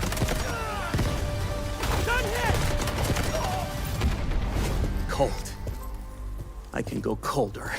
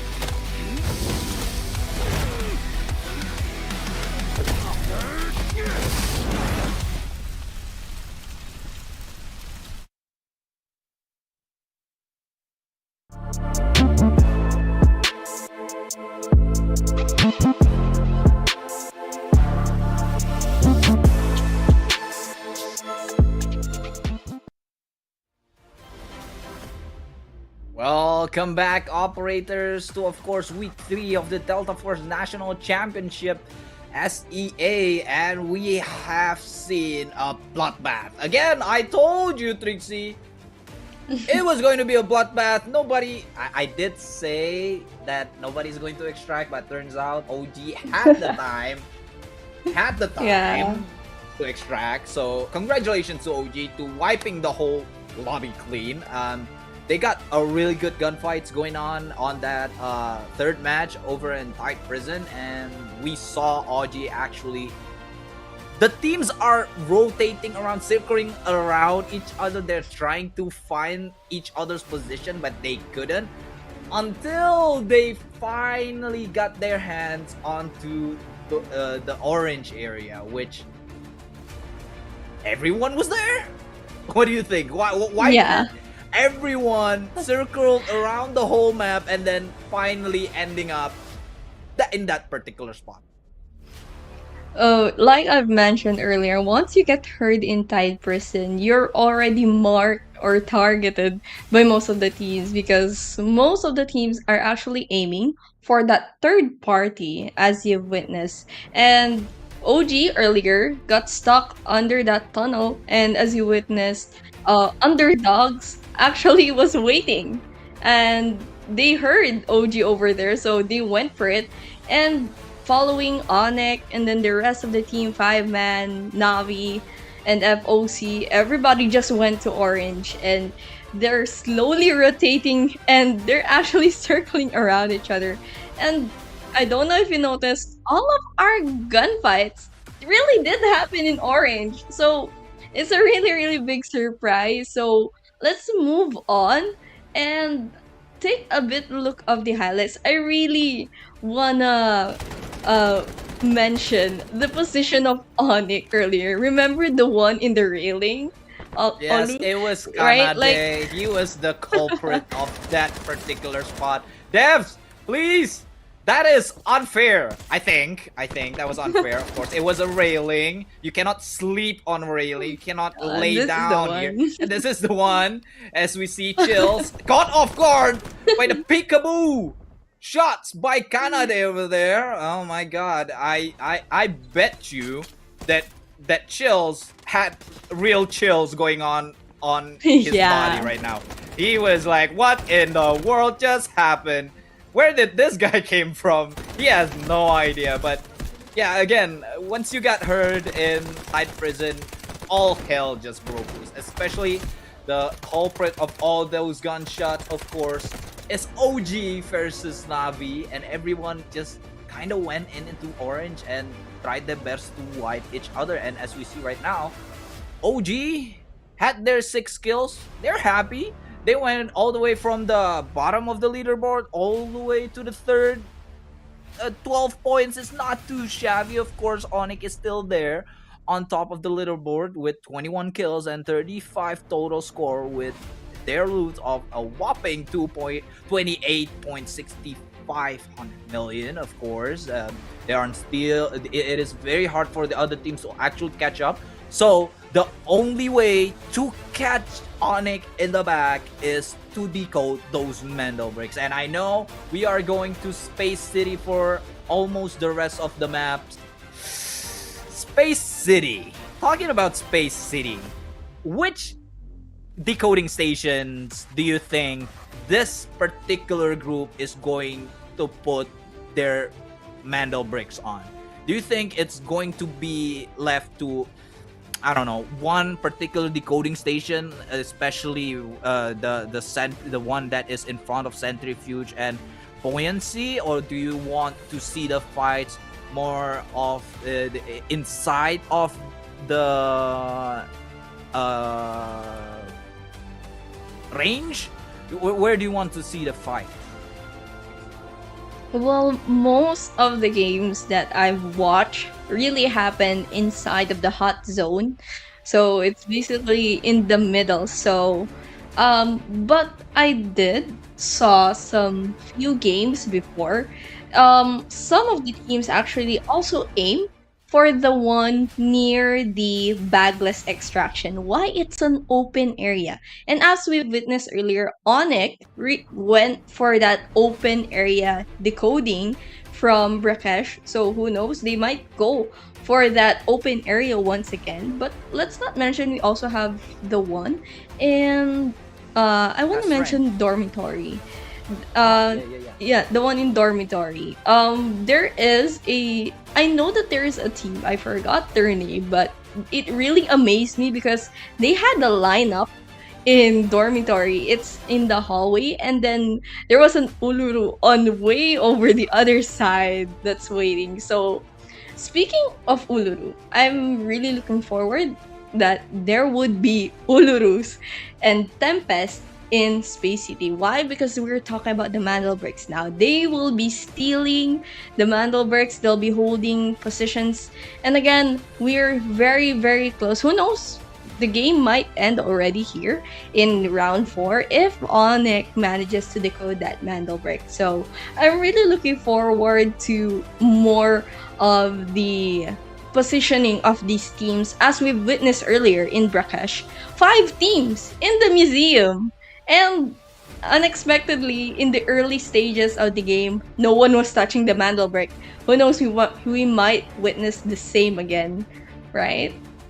Yeah, I mean, probably everyone is just going to straight on, going to the middle. We'll have to see who is going to be the first teams to get their hands on the Mandelbrick. Of course, the tier 1 spawns would be possible for Onyx here because Onyx didn't spawn in tier 1s, I believe, over in Tide Prison. So there is still a chance that they could get this tier 1 spawns. And as we see right now, from 5 men, Hopeless actually going in with their tier 5 armors. And also from Team FOC, they are bringing out the big guns. And as we see right now, Navi and OG is going to be the first teams to have their tier 1 spawns over in Space City. And as we see, Look Navi at them go in the middle. and oh my god, everybody is going into the middle. Be careful, everyone. You need to hear on the steps of these players because they are coming in. And as we see, Whoa! OC got their hands on the first kills. They are pushing into OG, the winners of the last match. Right now, it's getting pushed straight out of the back. But I think they are going to survive. FOC doesn't really want to push this right away because they don't know the position of the other teams. I think they want to play this a little bit slower. I'm afraid that FOC is going to go ahead and a little bit ahead of themselves. And yep, as we saw, tier 1 spawns was Navi, and Navi actually got their hands onto the Mandelbrick without any hesitation. However, they are straight going into Centrifuge to find that decoding area on the most contested area of this map. And I love to see a good old buoyancy fight, of course. We all love to see this particular Mandelbricks because this is the hot zone out of all the hot zones on Space City. The ramp fights, the connector fights, the centrifuge fights, it's all amusing. And as we see right now, Onyx actually took the long way, all the way from printing, going to the bridge, opening up the bridge to get into their positions. A rotation will be key in this particular map because yes, we know that the buoyancy decoding station is very small, especially if you see right here, there's only 2-way in and 2-way out. But again, the rotations and the backstabbing of each teams will be counted for because you don't know whether or not a team will be pushing you from the ramp or from the basement of Centrifuge. And as we see right now, 5 men actually going in to near the decoding stations from the middle, but Onyx again, oh my god, Antoy from all the way from the bridge knocking down Antoy. Shiro, you dirty little rat, shooting him from the back. Oh no, 5-man hopeless. It's looking hopeless for them right now. Yeah, and that's really unfortunate for MH. I mean, as we've seen earlier, they're the ones who have the high gear. So it should give them the advantage when it comes to the close combat. Also, a bit of a chance for the long range, but it looks like Onyx here will be dominating the long range fights. But 5-man is not backing out with the fight. But Team 5-man needs to reset and heal up, especially since they're very near the decoding station. Any team could go near them. They're in an open area. And as you can see here, Navi is still being very wary of 5-man. They know that Onyx is there. And Onyx here is just trying to pick one player one second at a time. And as you can see, Hero over here wants more of that. And he's really pushing, and he spots from Team OG aiming for that ramps. And it's really not shocking to see Onyx going for the aggressive over here. Again, Team Onyx is the aggressive team so far, but we also have some other teams who are now showing their skills from our previous matches like OG. And I also want to mention Navi is the one decoding the Mandel break. And Navi is the one, or is the team that's not really playing well in our past few rounds. But right now, they're going for the Mandel break. And while all of that was happening, we've got another player down. And this one is from Onyx. And as you can see in the Mandel break, FOC was trying to get that, and he did manage to get that Mandel break. Again, with the Tempest gameplay, all of these players were saving up that Tempest for that cable. It's very, very essential because it gives them the second chance. And it gives them another opportunity to push forward and not having to worry about getting picked off, because once they got knocked down, they will just go straight back to the place. But checking back in the Mandel break, Navi will be taking it back. And checking in at the ramps, I think Navi saw OG in the ramps over there. So now they will be dealing with two teams over here. So it's a really, really big pressure for the team whoever's holding the Mandel break, because you're not just dealing with one team. You could deal with a lot of teams. And checking here, 5-man and Onyx still with that tension. There's something going on with these two teams. C4 actually knocks down Azra over on the other side of the map. Where in the world is Underdog FPS? They were on the other side of the decoding station, but they have found themselves one kill onto Azra. And as we see right now, oh no, Dill's got the kill actually onto Ricky. Now Underdog FPS drops into their last player as a Tempest, and as we know, of course, it is Space City. This is the Metal Brick rounds. All of the Tempests will come out except from Onyx. Onyx is actually the only team that is not going to bring out the Tempest, but now Dominus drops down two players out of the players from the 5-man hopeless roster, and Toy bringing out one of his players down, but Onyx comes backstabbing onto 5-man hopeless, and they are out of this game. The tension finally concludes, and they went in to wipe out the rest of 5-man hopeless players. And now Navi in a really tight spot. OG hasn't got their way onto the Mandel brick. Navi is still decoding. One player left onto the Navi roster. He is 1 HP, and Shiro finish off OG. I'm sorry, Navi right here, and the decoding is interrupted.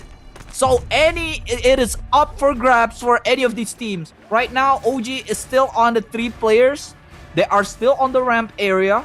This is a really good position for them to actually hold, because right now Onyx is down into 2 players. One player is actually on the decoding station lying dead, and they have no way to be able to actually fetch him back inside of the centrifuge area. So it is just left with the 2 of Onyx, 3 of the OG players, 2 from Underdog FES, and 2 from FOC Onmura. And this is going to be a really fun match to actually watch, because it's down into a 2v3, which is going to be an advantage for OG because they have the ramp area and also the 3 players still alive. As we see, Brakkesh going to seize that Mandel brick, have a really good spot over by the ramp area. It's very hard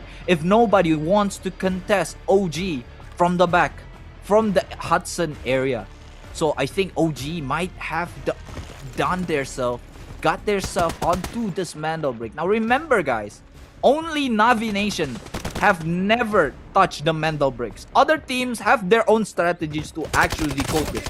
And we see right now, Ricky unfortunately got caught off guard, trying to push his way into the centrifuge area where Onyx was actually waiting for anyone to make a move, and they got it. Underdog now down to 1 player. Now we see FOC trying to make their move, actually getting back up into the 3-player lineup, but their Tempest actually got sent back by OG. OG trying to get into the centrifuge area to contest Onyx inside of this right side of centrifuge. They're just going to wait. They're going to play the waiting game. They want anybody to make the move first. They don't want to make the move. But right now, no! Soul gets absolutely destroyed by Shiro. Wasn't realized that Shiro was still there. Got caught off guard just like that. And right now, Brakkesh trying to find an angle onto Shiro, throwing out the drill charge right there. Brakkesh gets sent back to his position. Shiro opening up his ult, trying to find the position of Brakkesh and also the last member of OG, and OG gets swung on and dead onto Free Reign. Trying to get another contest from the side of Underdog FES, while FOC trying to find their way onto the Mandel brick. But it looks like OG suddenly got wiped out of nowhere. And now it's left into the 3 teams. 1 Underdog FES player is almost down, dropping to half HP. Right now, Hayes has to stay alive for his team, while FOC Onmura actually He's playing. being sandwiched. Yep, he is being sandwiched from right, left, and center. Onyx, I don't know who's getting pinched, honestly. FOC Onmura is from 2 sides. Onyx is on the middle. Hayes, however, is... What is this position? I have no idea what to comment on this. Hayes needs to be alive for his team. But Azra is behind him. Right now, Onyx has 1 minute on the clock. Honestly, this comes to the very last fight. It's either FOC Onmura or Onyx. Hayes have like a 0.001% of actually getting this a decode.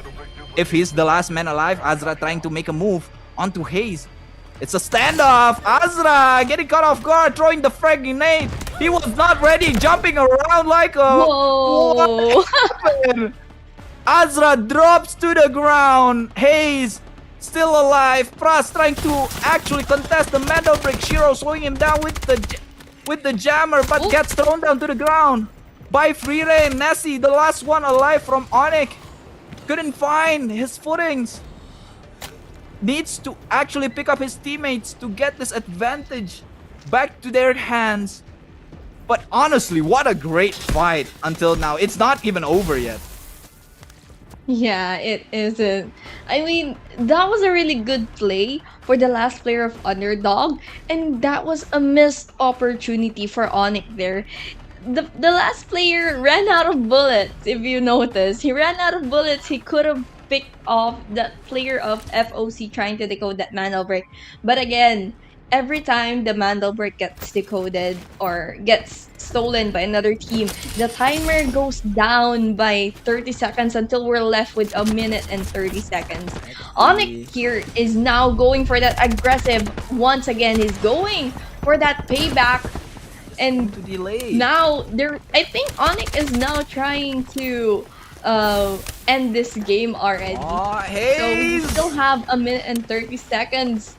And OG actually is trying its best. Despite having one member, he's really doing well.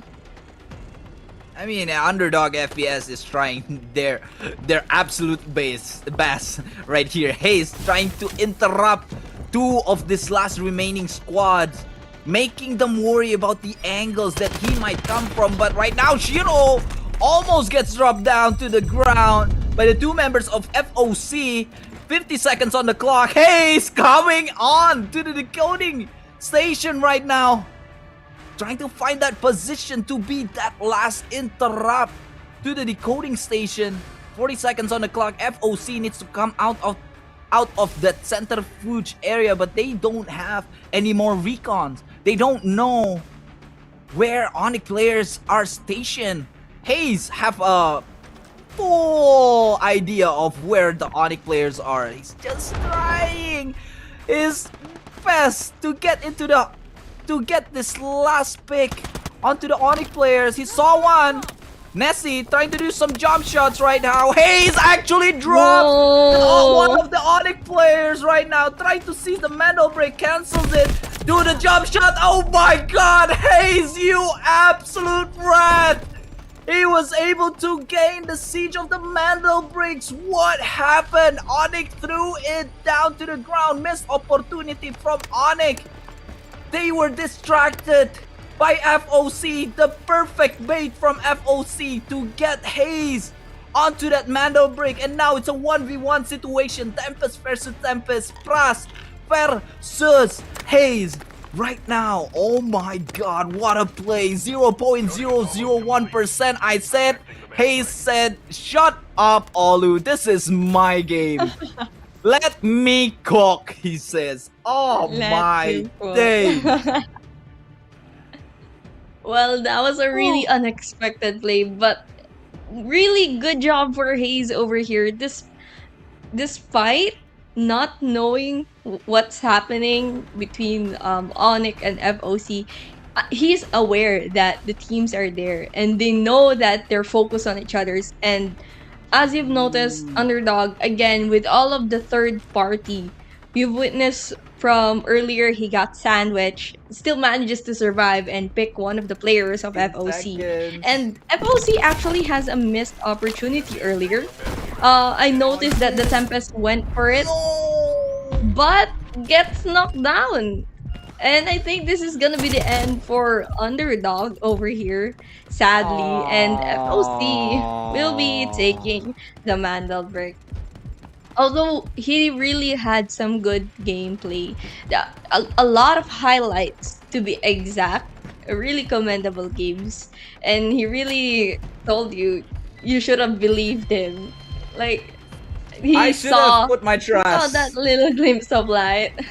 Yeah. He knows that everyone's looking at him. He said, "Let me give a bit of a thriller for this matchup." So even though that Underdog only have 2 players, you can see that they're still fighting. As for Navi, let me go back to Navi. They did not play well for all of the matches.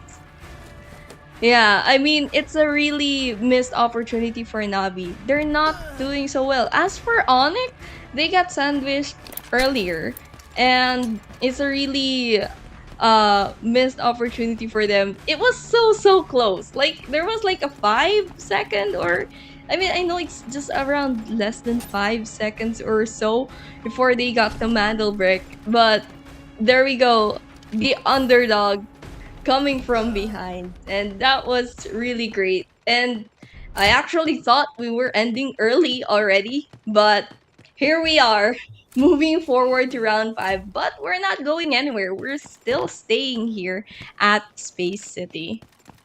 Yup. Well, that was a hell of a fight right there as Onyx was sandwiched from two different angles. FOC dropping to the last two remaining players.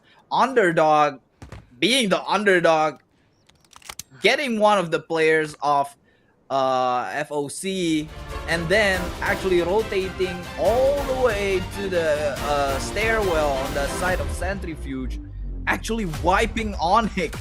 And I don't know what kind of magic he pulls out of his pockets, but my god, Hayes, I commend you for that play.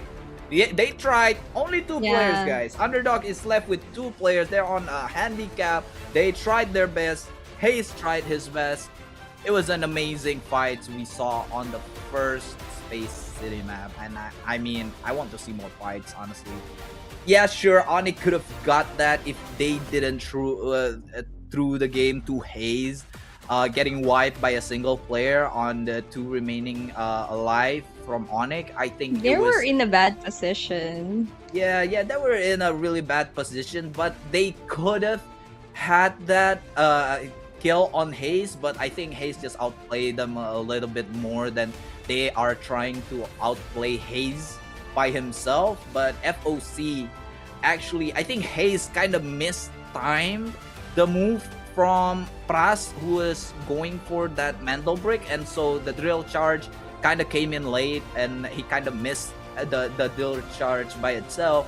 So FOC actually got that Pras actually got his hands onto the Mantle Brick, and it was just the matter of who's ready for the gunfight more. And I think Pras definitely was more prepared for that gunfight, and he drops Hayes to the ground, and that was the end of the lobby. And it was a really good fight to have, and we are going to see more fights, of course, onto the next match. But before that, we're going into a little break, so don't go anywhere. Operators will still be having some great fights.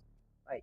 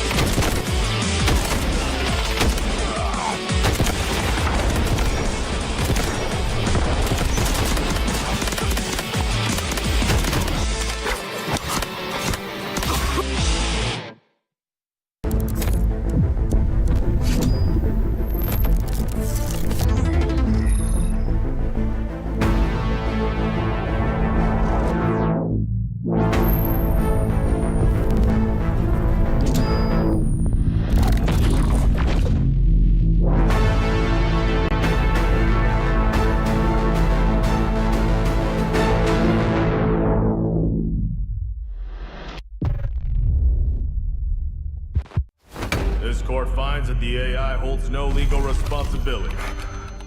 But the data. This doesn't add up. Just deal with the AI. Priority. Protect company assets. Valves closed. That dream again. Gabriel Mercier, codename N2, role engineer. As a former nuclear facility engineer, N2 was removed from his position following a major incident that escalated into legal proceedings. He later returned to military service and was reassigned to Arctic deployment under CBR and related units. With the originally designated technical specialist unable to fulfill operational requirements, and following assessment review, N2 has been approved as a replacement operator for the subsequent operation. Stun out.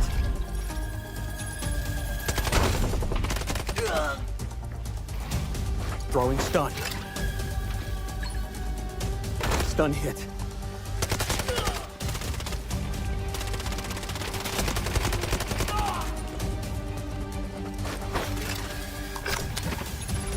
Freeze right there.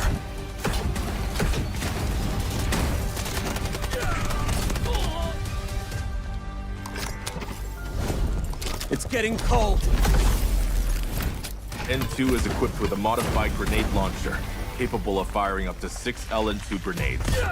Upon impact, each round detonates and releases a burst of cryogenic gas, dealing area damage and significantly impairing enemy mobility.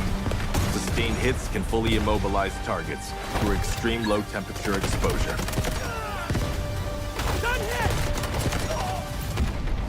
Cold. I can go colder.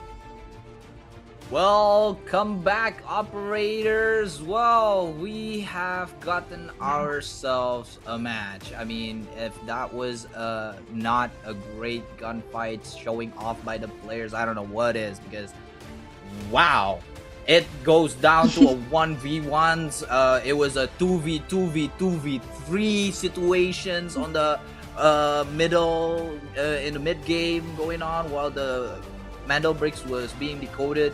It goes on to different hands. FOC trying to get their hands on it, and then OG for the longest time had it. Onyx also had it for the longest time, but they all went out when the solo from Underdog FPS, Mr. Hayes, actually come in clutch and try to show off his skills and say the 0.0001%, I'll take that chance, Olu. I'll take it.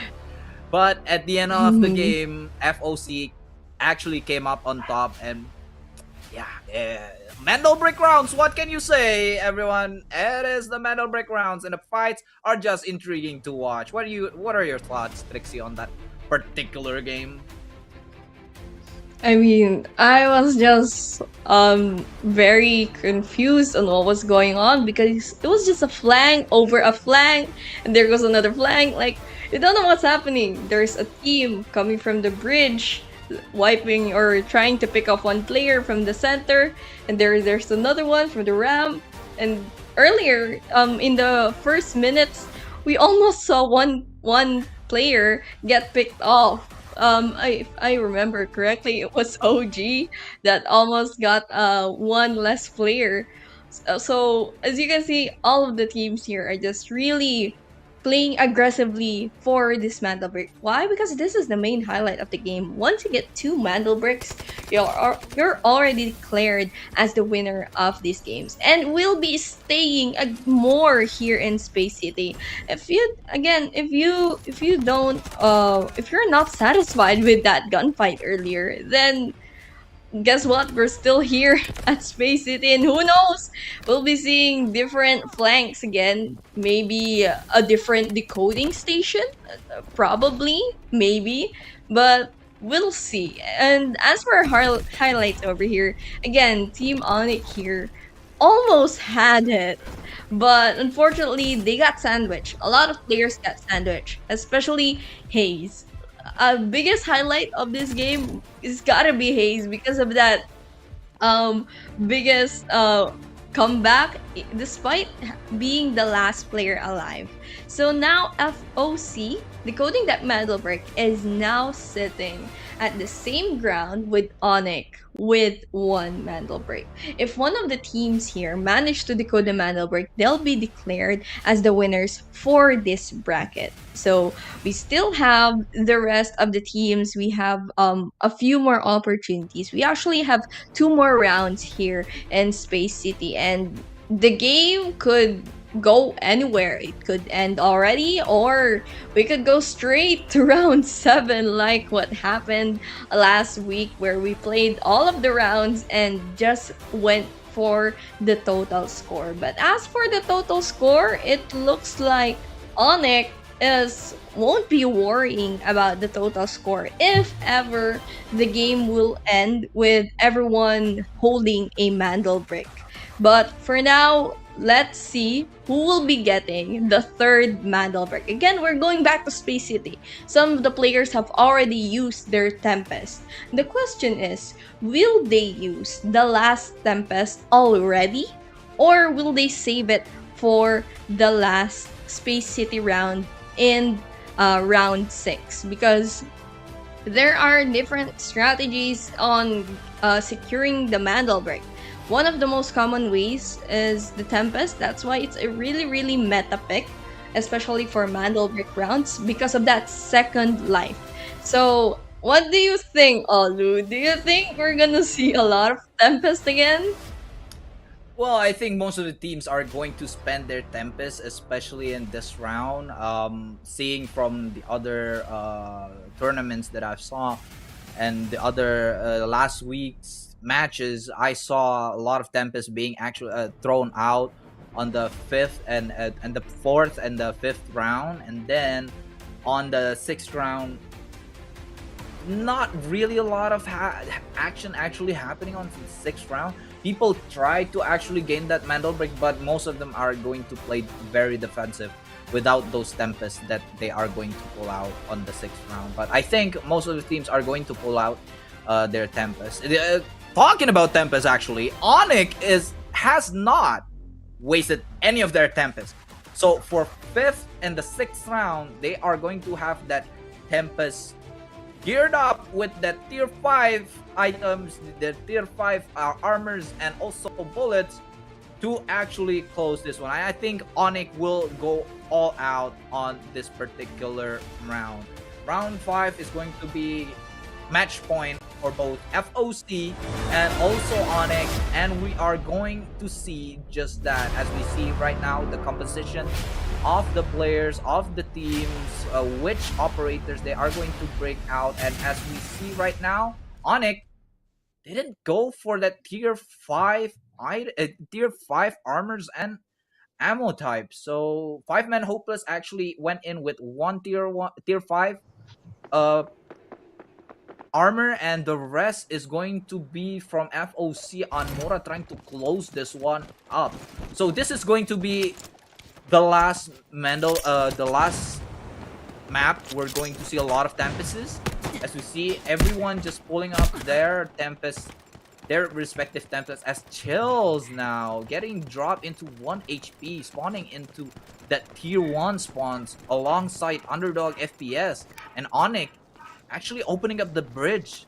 So they are on their winning positions from last match, even though they did not won. I still, to be honest with you, still act like they won that one because honestly, they just choked a Yeah. little bit at the end there. Of course, they could have easily waited for FOC Anmura to actually try to make their first move because they were actually decoding, right? So they just needed to wait, but Yeah. they did not wait. And they just need to wait for the seizing action to happen while Hayes was not actually looking for the decode. He was lying on the ground. But now Nessie actually drops down to the ground. Onyx left with 2 players on the lobby. What in the world was Nessie thinking? Oh no, that was a bad I read think by Onyx Onyx. is really wanting to end the game already. Not like I'm that. surprised that they did not wait for Tempest ult or her cable, and Yeah. there goes Karma. And Tui was actually guarding the decoding station, and Onyx is already down to 2 players. But a bit of a good side is that they still have their Tempest. There's still an opportunity to save that last guy, but it's gonna be hard since we have 5 MH here holding this good position. They're holding the ramps, they're holding the middle part, so it's a really good position for 5 man right now. And I think they have the advantage for having this good position. They're close to the mantle break. They've got their backs covered, even the side with Shino over here. And for Onyx, it's a really, really bad start. So let's see how they will come back for this one. And as I don't know if you noticed, Olu, earlier in the first Space City map, everyone was going to the middle. Right now, everyone is taking their time. So I think it was a lesson learned for some of the teams here to not just go straight forward right now, because having the most members in your team is really important. So right now Onyx is down to 2, but that makes no difference for underdog, for since they've had 2 members from the very start, and they're doing pretty well despite not having the third player. But for now, we're witnessing the teams are holding their positions right now. They're holding down their grounds, making sure no one's flanking them. Because again, as we witnessed earlier, it was just a flank, over flank, over flank. There's a sniper from coming from afar, and then there's one coming from the side. You don't know where they're coming from. And that's the hardest part here in Space City. It's a very, very open area map, unless you bring the mantle break inside, which is a very, very tight space. But for Yep, we now, the see. mantle brick is outside. And I don't know what's gonna happen for Onyx here. And they're pretty much in an open area. They're prone to getting Oh, flanked no. here. And the real problem for them right now is reviving their third man. I mean, they don't have enough time, to be honest with you, to actually get Nessie out. And Nessie just all of a sudden, what was he thinking? I'm not really sure what the thought process of actually going in there just heads on. And now, as we saw, Shiro actually dropping down to the ground by Hayes right there from that stairwell in front of Buoyancy, and Antoy actually is going to be the first player to have his Mandel brick onto their hands. 5-man Hopeless is trying to find their footings and actually get this Mandel brick onto the test range, the Black Chamber decoding station. I am sorry. As we have seen a lot of fights actually happening inside of this decoding station, as well as you said, as we see right now, Navi getting caught in the rotation, going inside of that Black Chamber lobby. Tui with his tier 5 item, tier 5 armor, Trying to find the picks onto the players of Navi. Navi needs to step up their game. They are currently on the bottom side of the leaderboard as Antoy started his decoding process. This is a really hard place to push, especially if you already have this stairway on lockdown, as we see from a couple of matches on the past Yeah. week. It is pretty hard if there is no third party going on, you're just the two teams that are fighting. It is really hard to push each other. So I think Navi will be the first squad to try to contest this medal bricks, unless they're very scared like what they're doing right now. They're just staying outside of the reach of the players. But Shiro comes across the Navi players right now. Drill charge being thrown out. 3 players from Navi is on the same spot right now. Shiro actually got loitering munition to the face. He needs to back down a little bit. Dill's trying to push up. Shiro, careful, Shiro.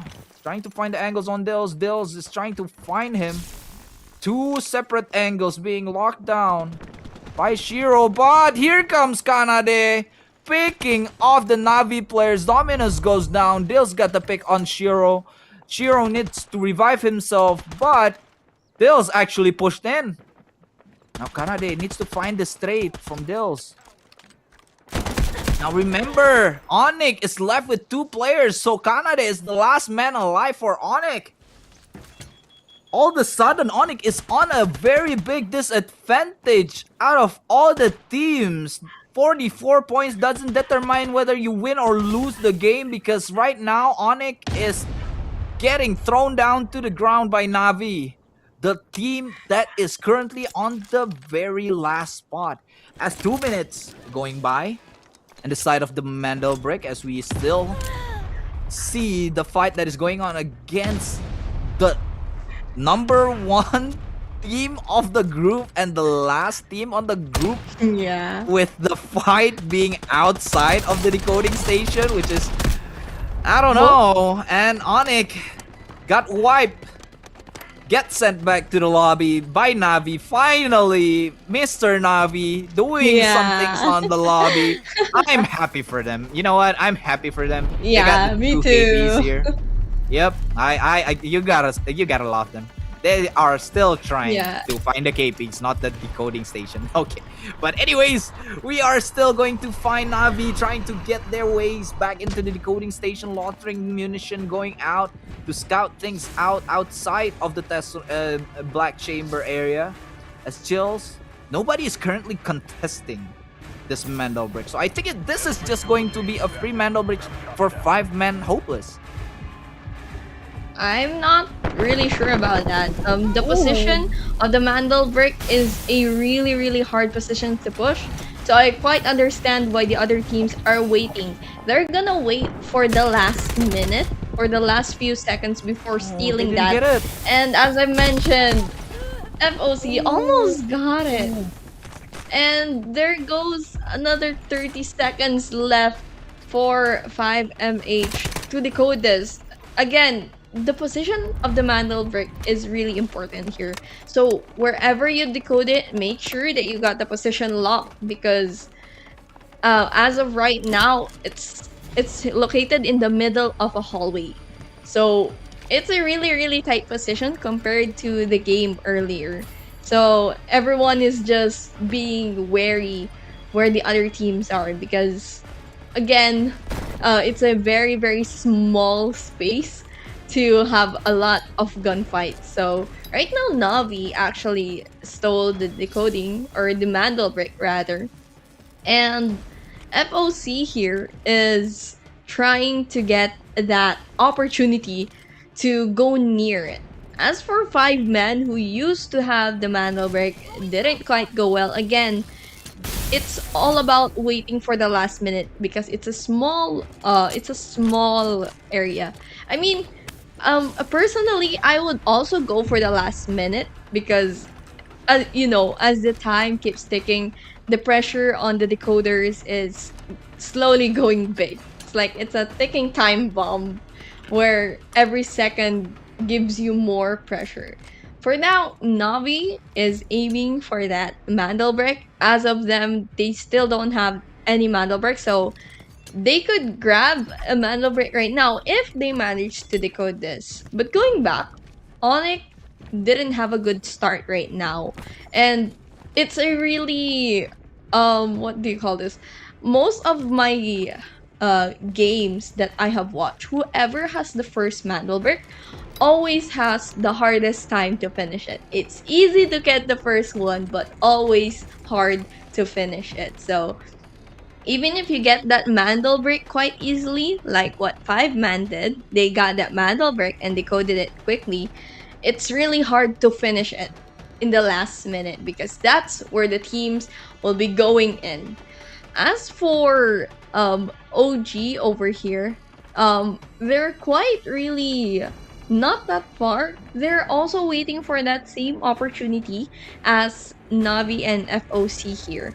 For Underdog, I'm not sensing them so far, but I'm pretty sure that they're also waiting to go for that third party. I think Underdog is thinking that we should wait for the last team. We know that the other teams will be going for that. So let's just tire them out, and when it's just 2 more teams left, we could go for it. But now 30 seconds left for that Mandel break. Again, decoding is ticking, and FOC is aiming for that, but it's not gonna be enough because FOC is defending that corner in the staircase over there. And sadly, they didn't get the Mandel brick. OG my God, coming OG! from way behind.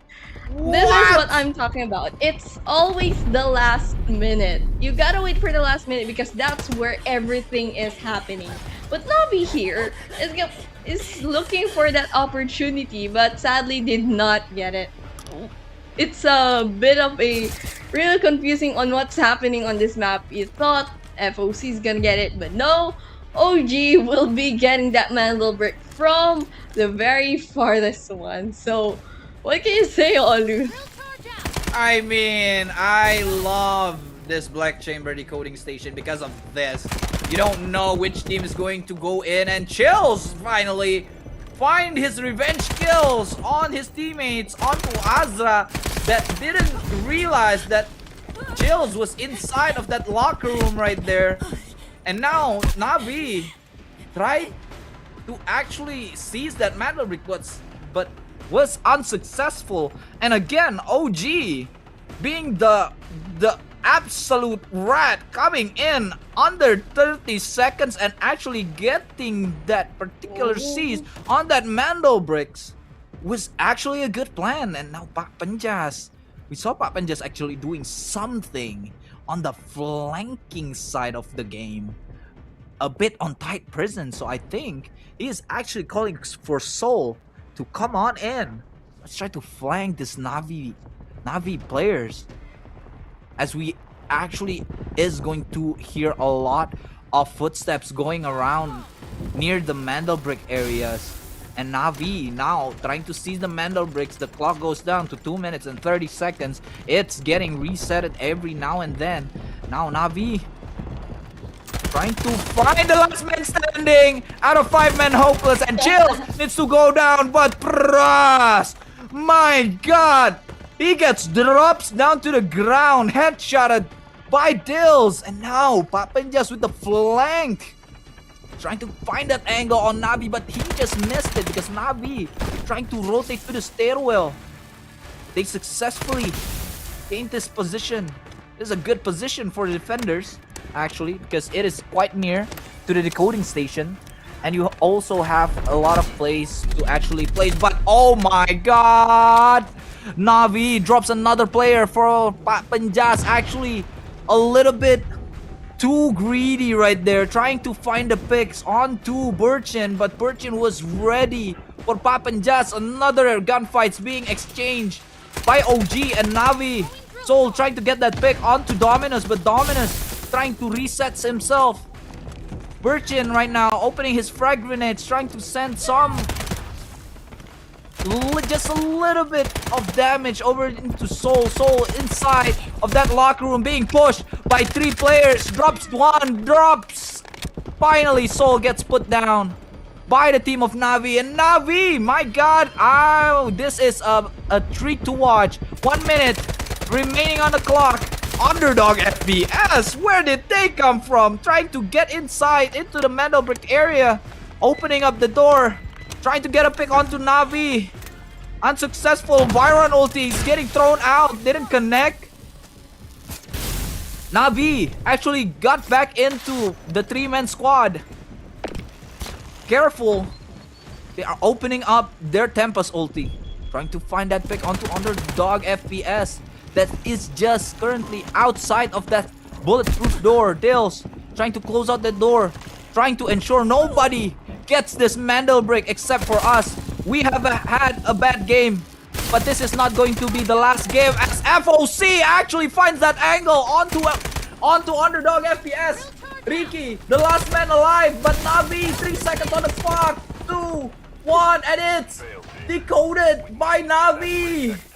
The last remaining squad that is currently on the bottom of the leaderboard actually finds that decode onto the Mandelbrick.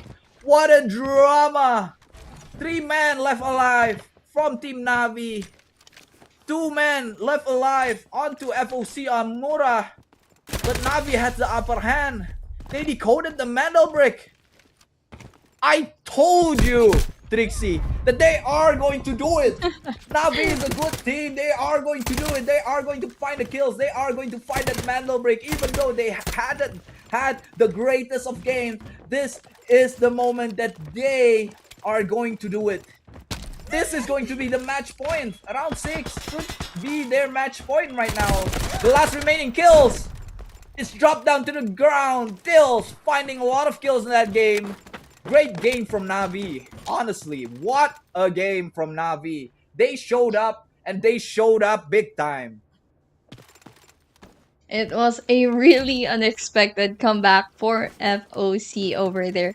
They managed to get the Mandelbrick coming from the last place to the table of the teams with Mandelbricks. And again, even though these 3 teams have the Mandelbrick, they have a chance to end it early on our next match. And again, guys, with only 2 Mandelbricks, they could finish the game already.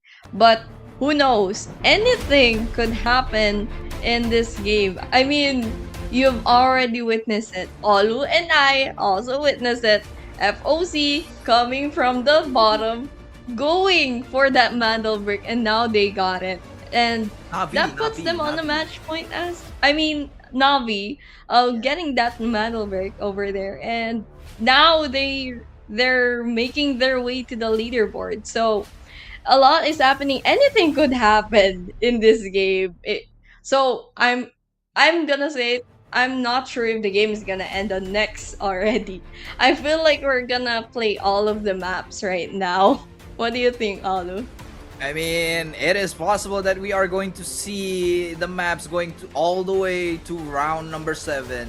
We are going to look at that by the next game. We have 3 teams that is currently on match point. We have Navi, FOC, and also Onyx. Onyx, that game didn't really had a great start. They were a bit greedy on the start. They went in without... The smokes was not on the decoding on the Mandelbrick station. That's why Antoy actually just sprayed that Nessie in the head right away, and they lost Nessie. They didn't try to revive him. They didn't try to save him at all. They didn't have any smokes. It was a really unfortunate event for Onyx. But as you can see, guys, in this Mandelbrick format, the lowest of lows could eventually get onto match point. Even though you have not get many kills, but if you have a great strat and your in-game position is real great, you hold for that very last minute, as we saw what Team Navi did, you are going to win. you could win the whole game. And that is what we saw from 5 Hopeless on last week. So we are going to go ahead to the next round, and we are going on a little short break. So don't go anywhere, guys, because we got more and games for you. See you in a bit.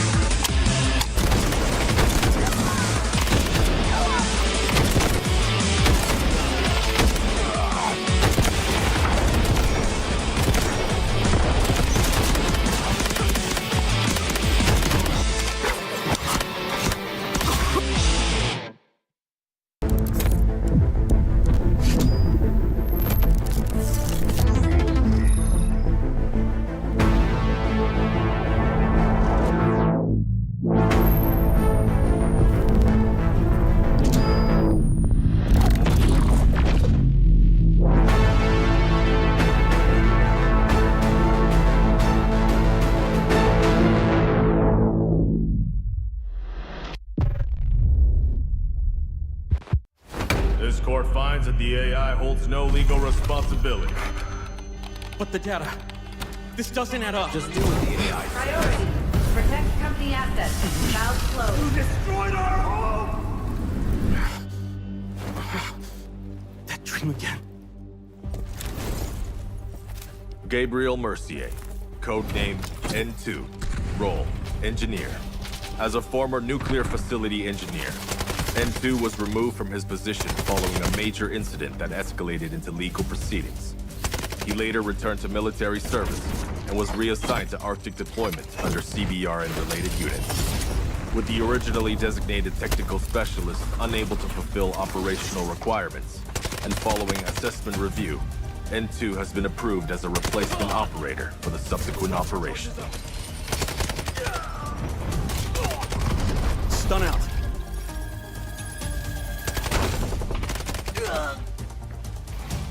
Throwing stun. Stun hit.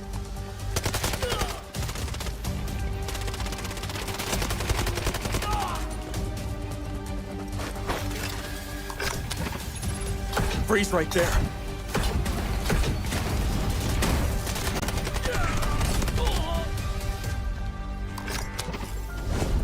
It's getting cold. N2 is equipped with a modified grenade launcher, capable of firing up to 6 LN2 grenades. Upon impact, each round detonates and releases a burst of cryogenic gas, dealing area damage and significantly impairing enemy mobility. Sustained hits can fully immobilize targets through extreme low temperature exposure. Stun hit! Cold. I can go colder.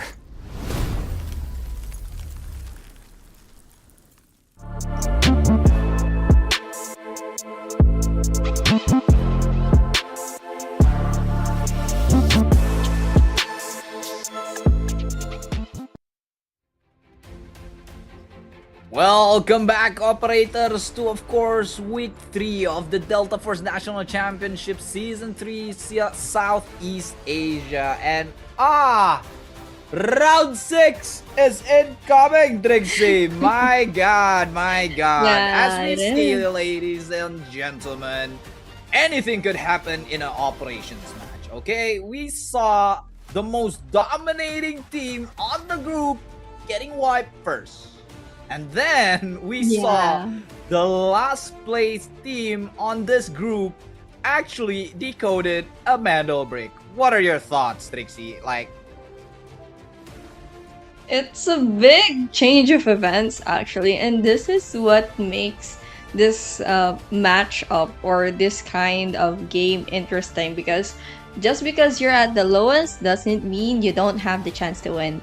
Anything, like we said, anything could happen. The game could end later, or we could go straight to round 7 with every, or maybe not all of the teams, but most of them holding the Mandel break. But speaking of, if ever, let's say we did not end on round 6, Onyx still has the leaderboard with that leading 40 plus points. So I think Onyx right now is not really rushing, but compared to what happened earlier, well, Onyx was really rushing. That's gotta be a big highlight, as you can see here. no. When he went for that Mandel break, he didn't know it wasn't covered by the smoke fully, and he got picked very, very early in the match. That was a really, really bad play, or a really, really unexpected, maybe a bit expected since someone was there and guarding it. But for Onyx, that was a very, very bad start for them, especially if they were planning to end the game early. Yeah, I mean, I think they did come into the match with tier 4s. So I don't think they were actually expecting to win on that particular match. But yeah, it's just a consequently bad decision to actually make. You have that Tempest, you have that Smokes to actually get some cover in getting that Mandel brick from their stations. But I don't know what happened there. Consequences of your action, I guess. You feel like you're on top of the leaderboard, you feel like you're on top of the crowds, and you suddenly want to do anything in this game. You aren't allowed to do that. You need to be more disciplined. And as we see right now, Na'Vi actually getting their points all the way from the 6th place all the way to the 2nd place with 14 millions in loot, 12 kills, and 19 total score. So that, I think, honestly, Na'Vi has a really good chance on winning the next map. Even though, sure, not every team has Tempest anymore, because Onyx is the only one that is actually saving that Tempest for this 6th round. So I think Onyx is going to go all out in this particular match. The other teams, however, they don't have any Tempest left to spare. So they either need to actually wipe down Onyx, send them back to the lobby early, or Onyx is just going to back this up and say round 6 is enough. We have given the chances towards the other teams to find their highlights, but this is the last round that we're going to play. We have that Tempest in our arsenal, and we're going to get it out in this particular game. Yeah, and I think Onyx is gonna be very careful this time. I think that's gonna be a really lesson learned for them. And this time, they will be very careful, and also at the same time with a very big advantage of having that Tempest. So let's see how Onyx will eventually come back from the previous round, and as well as we have to look out for the other teams who are also aiming for that Mandal break, because the Mandal break means everything.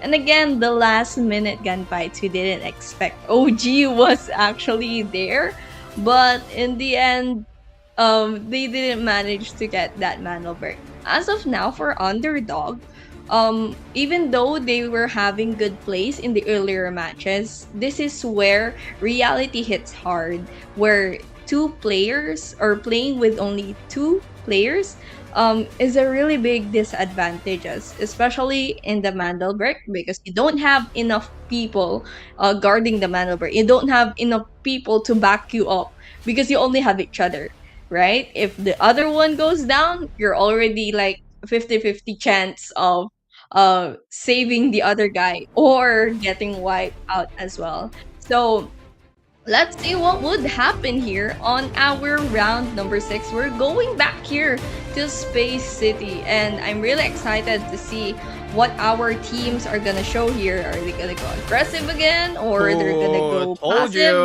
But looking here, Onyx is now planning. I think Onyx really wants to end this game already. But again, if ever Onyx did not get the Mandal break, if ever it was 5-man OG or the last team who didn't get the Mandal break, if ever they got the Mandal break, Onyx could still be a bit confident, or could be a little relieved since they have the most squad points. But again, what's more better than ending the game with 2 Mandal breaks? So you don't have to worry about the loot points anymore. Again, it's more on the Mandal break. So everybody has their eyes on it. And as you can see, every team will be going for the middle location here. FOC, again, coming from the bottom of our leaderboard, they're now making their way up through Mandal now break. the NPCs are striking onto Space City. Soul gets dropped down by the I think they didn't elite expect bots. that. Yep, they didn't expect that. We've all been there. Let's be honest, Trixie. You've been down by that absolute menace of a robot, right? Come on. Like, at least once, I mean, right? Brakkesh, the chopper, in Space City, the robot, and on our other maps, the bosses. We've got the boss in Tide Prison. I mean, we have in a lot of almost every stories. map, there's always that one bot or NPC that's really annoying. Yes, sir. And as we see right now, the story continues where the Desmo is here. NPCs. Desmo is also here, actually. Oh my god. And Toy actually finding that pick all the way onto the employee gate. Onto free reign. He gets down and couldn't get revived, I don't think. Oh, they still Ooh. do have a chance to revive him right here. But it's pretty hard, acknowledging there are angles that might get utilized by 5-men Hopeless right here to actually get the full kill. And I don't think 5-men Hopeless is trying to look for this altercation right in the beginning of the match, but it seems like they do actually. From the operator standpoints right now, Desmolin's got down actually. Thank goodness Desmolin is out. Thank you, Really Underdog annoying. FPS. Thank you. No more Thank you NPCs so much. left. Thank you. As we see, the altercation continues between Team OG and 5-man Hopeless. Now trying to find their way onto the stairwell. Trying to look for picks, and Toy actually trading some shots here with the two players from the OG side. Free Reign dropping to 1 HP. He is so low. Let's see whether or not 5-man Hopeless can actually wipe down their greatest enemy on Team OG. From the beginning of the match, we saw an altercation between these two. Never ending.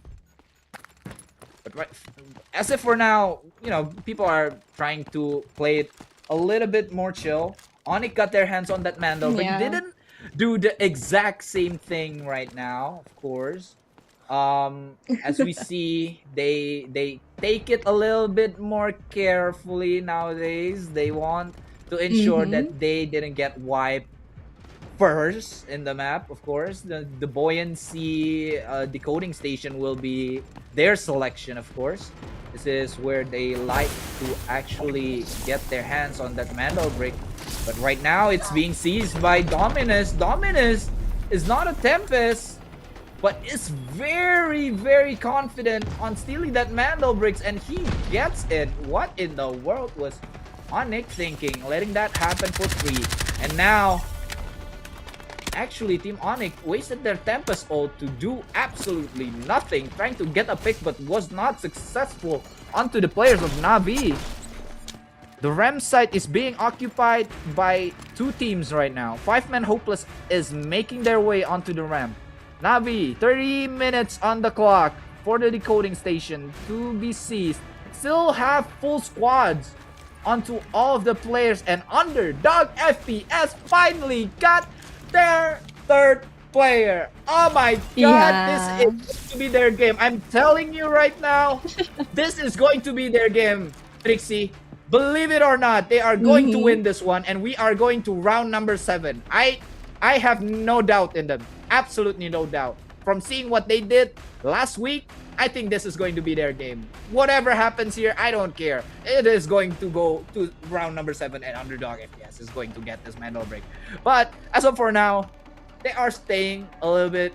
They are playing a little bit more passive. This is how they like to play. They like to go into the Mandel brick area very late. This is how they usually play. And I saw them from last week. Whenever they did not get the Mandel brick on their hands in the beginning, they will play it really, really slow. I mean, they are going to let everyone get their hands on that Mandel brick, take it all the way to 1 minute and 30 on the timer, and then they will go in.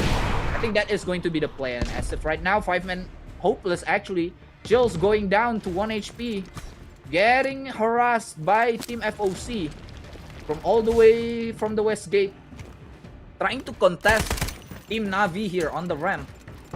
But the only team that is going to contest Navi right now is Onyx inside of Centrifuge. So Navi needs to be aware of two sides right now, from the bottom ramp and also from inside of Centrifuge, while OG is actually racking up some space all the way into the Mandel brick area, trying to seize it. I think not yet. 57 seconds on the clock. Onyx trying to make a move first, drops down Bill, and now it's up for grabs. I think OG is going to seize this first Mandel bricks out of the hands of Team Navi, but turns out it was Onyx who's starting to seize the Mandel bricks. So we are going to see a lot of seizing happening, I think, this round, because this is going to be the match points for a half of the lobby, for Navi, for FOC on Mura, and for Onyx, while the other ones trying to get their dreams still alive to actually get their Mandal bricks and bring this one back to round number 7, which is going to be determined after this game. But I think, well, Onyx have a really good spot as long as they did not get wrapped around from the basement area of Centrifuge and getting third party. That's true. I think they're going to get this, as Pras actually takes down Pop, Panjas, and Soul. Oh my god, where is this happening from? OG left down with one player alive. Azra actually comes from the CEO area. Dills dropping down to 1 HP. Dominus is down. Navi down to 2 players only with a small set of HP. Antoy trying to get this fight onto Team Navi, bringing in the hot guns right now. They really want to wipe this Navi team, but the knockdown connects onto 2 players. Lottering comes down, connects into 2. 5-man Hopeless needs to back down. 1 minute on the clock. This is going to be an engaging fight, honestly. Navi left with 2 players. That Onyx is with true. 2. Yep. Really big pressure for Onyx right now since it's only a minute left. And again, it's gonna be stolen by some teams sooner or later because like what we've witnessed earlier, who knows who might be getting that. But let's see. We have Shiro here. He's using the Tempest. He could use the opportunity once we have like this 30-second left or what. He could grab that Mandal brick. But looking here, we have Kanade really holding that position over there. And while that was happening, OG actually got wiped out. And 5-man Hopeless here is not feeling hopeless. They feel actually confident and pushing forward to the ramps. Onyx here is now going for the offensive. They're not wasting any time. They're not chickening out anymore. And they want that Mandal break already. They want to end this game. And it looks like in just a few seconds, they'll be grabbing it. But we have the underdog over here very near them with just a few seconds. But now it will be too late because we now have our winner for this matchup. And it will be Onyx, who manages to learn their lesson from the previous round, played it safe and right this time with the Tempest advantage, and secures that decoding. So the rest of the teams right now will be focusing on the kill points. We're talking about Navi and FOC. They'll be focusing on the points since they'll be battling out the 2nd and 3rd place. As for 5-man, who was once confident on pushing the ramps, sadly or unexpectedly got wiped out during the last minute. Since Onyx, I really like the strategy of Onyx. In the last 20 seconds, all of them just went out. The Tempest all got dropped, and then following, they have the Luna backing her out. It's like, it's just a few seconds left. Let's just go all out and just rush them. And checking here, the underdogs, they knocked down the few players of FOC and putting it into 1 player left. And as for Onyx and Navi, they're so far chilling out, but for now, FOC will be taking a short retreat since they only have 1 player left. Navi going for that flank. He's grabbing that opportunity because 1 player got knocked down, and Dills get that 3 kills and wipes them out. So that was a really good push because sadly the other player kept continuing the rest. So it did not go well for them. Onyx now, it's Onyx time going back for the aggressive push. I think they're just enjoying the game already. The stress, the pressure is now off, and they're just gonna go and enjoy they're gonna try enjoy wiping out the lobby here since they've already secured that spot.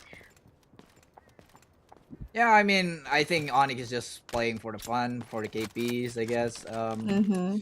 Sure, you have deals with that dirty shot. Oh my god, that triple kill, one clip. That is why you need more ammo in your magazine, ladies and gentlemen. That's 75 true. golden ammo will wipe out an entire squad in a blink of an eye. And as we see right now, Navi getting that KPs probably just trying their best to find out some kills because they were on last place and for the Mm-hmm. most of this group stage matches. So they love their KPs. They will try to look for the That's KPs onto true. Onyx and FOC now, and I think it's good for them.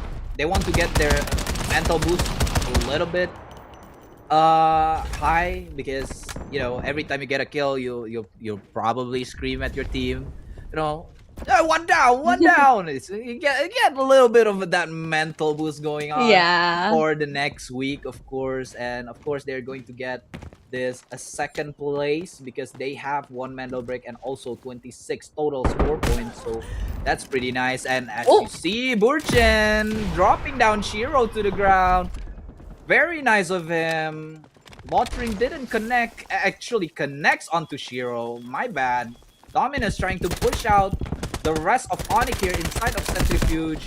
Getting that very last kill, but Kanade with oh. again, the railing position on the stairwell this time. Getting another kill onto Burchin, and Burchin goes down. Kanade, you dirty little rat. Oh my god, look at this spot, dude. Who expects someone to prone in the middle of a stairwell? Come on. Do you do this? Trixie, do you do this? I mean, I usually don't do that because first of I'm scared.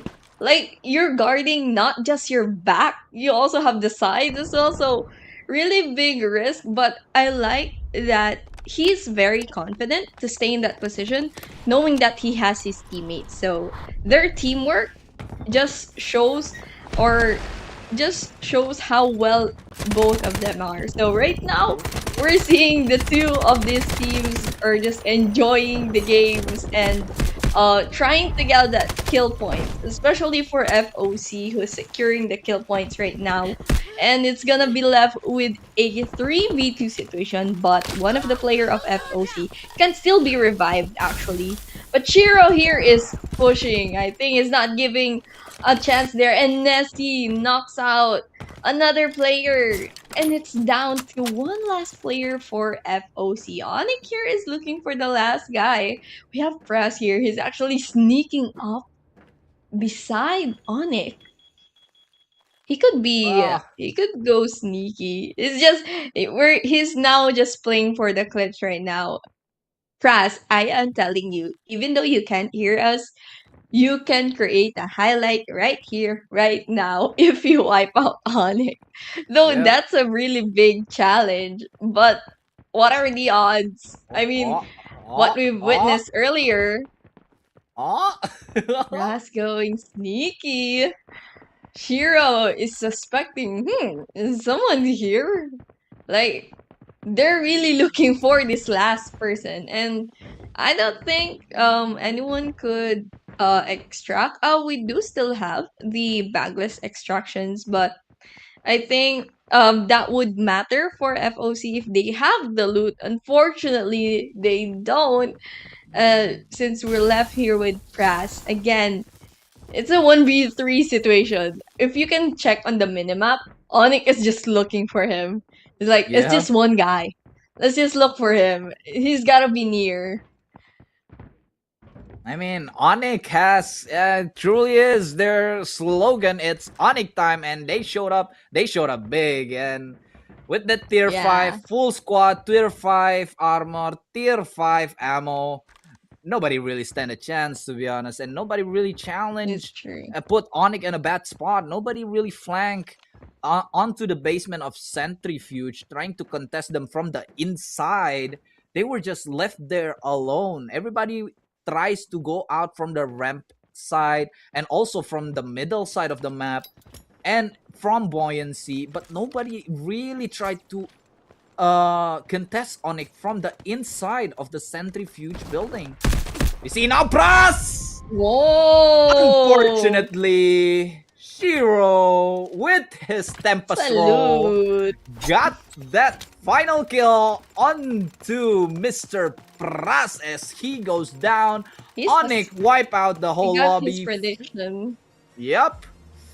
It's Onyx time, baby. They showed up and they showed up big. It looks like 5-man Hopeless actually got the bitter end of Timplanger because Timplanger actually banned Onyx from their group. So that's why Onyx ended up in this group A. You are now which- seeing the reason. Yep, that is why Timplanger don't want Onyx on their group because wow, 54 points. I think that is the most point that we have seen on this last 2 weeks. Last time we saw Timplanger actually winning the group A with 45, 44 points. So this is technically the most points that we have all the way from this mobile group A. So yeah, this is really amazing showing from Onyx. A true show of dominance from them. Even though they have some rough games, rough idea of how to get that Mando break on that 5th round. It didn't open up that smoke. I think it's just a little a breather for the other teams. You know, they want, they did it on purpose. They know they have 40-ish points already. They didn't spend their tickets on their tier 5 at that time. They saved it all the way on to round 6. That's why I think they kind of did it on purpose, unpurposefully. I don't know if that makes sense, but I think so. It's part of the strategy to cut everybody lacking down. They were saying like, I think Onyx is down. We wipe Onyx, no Onyx, so we can go all out. But it turns out Onyx didn't came to round 5 with their full force, you know. So they just went in on round 6 with all tier 5, with all the other teams have already spent their tier 5 tickets on the other round. So yeah, I think it's a really good true showing of dominance from Onyx, and props to the other teams. I mean, Underdog FPS played on handicap in what, 5 rounds? They were playing with only two players. So that was unfortunate for them. Navi tried their best. They climbed all the way from the bottom of the leaderboard onto the second, getting those KPs, getting that Mando break, of course, with no high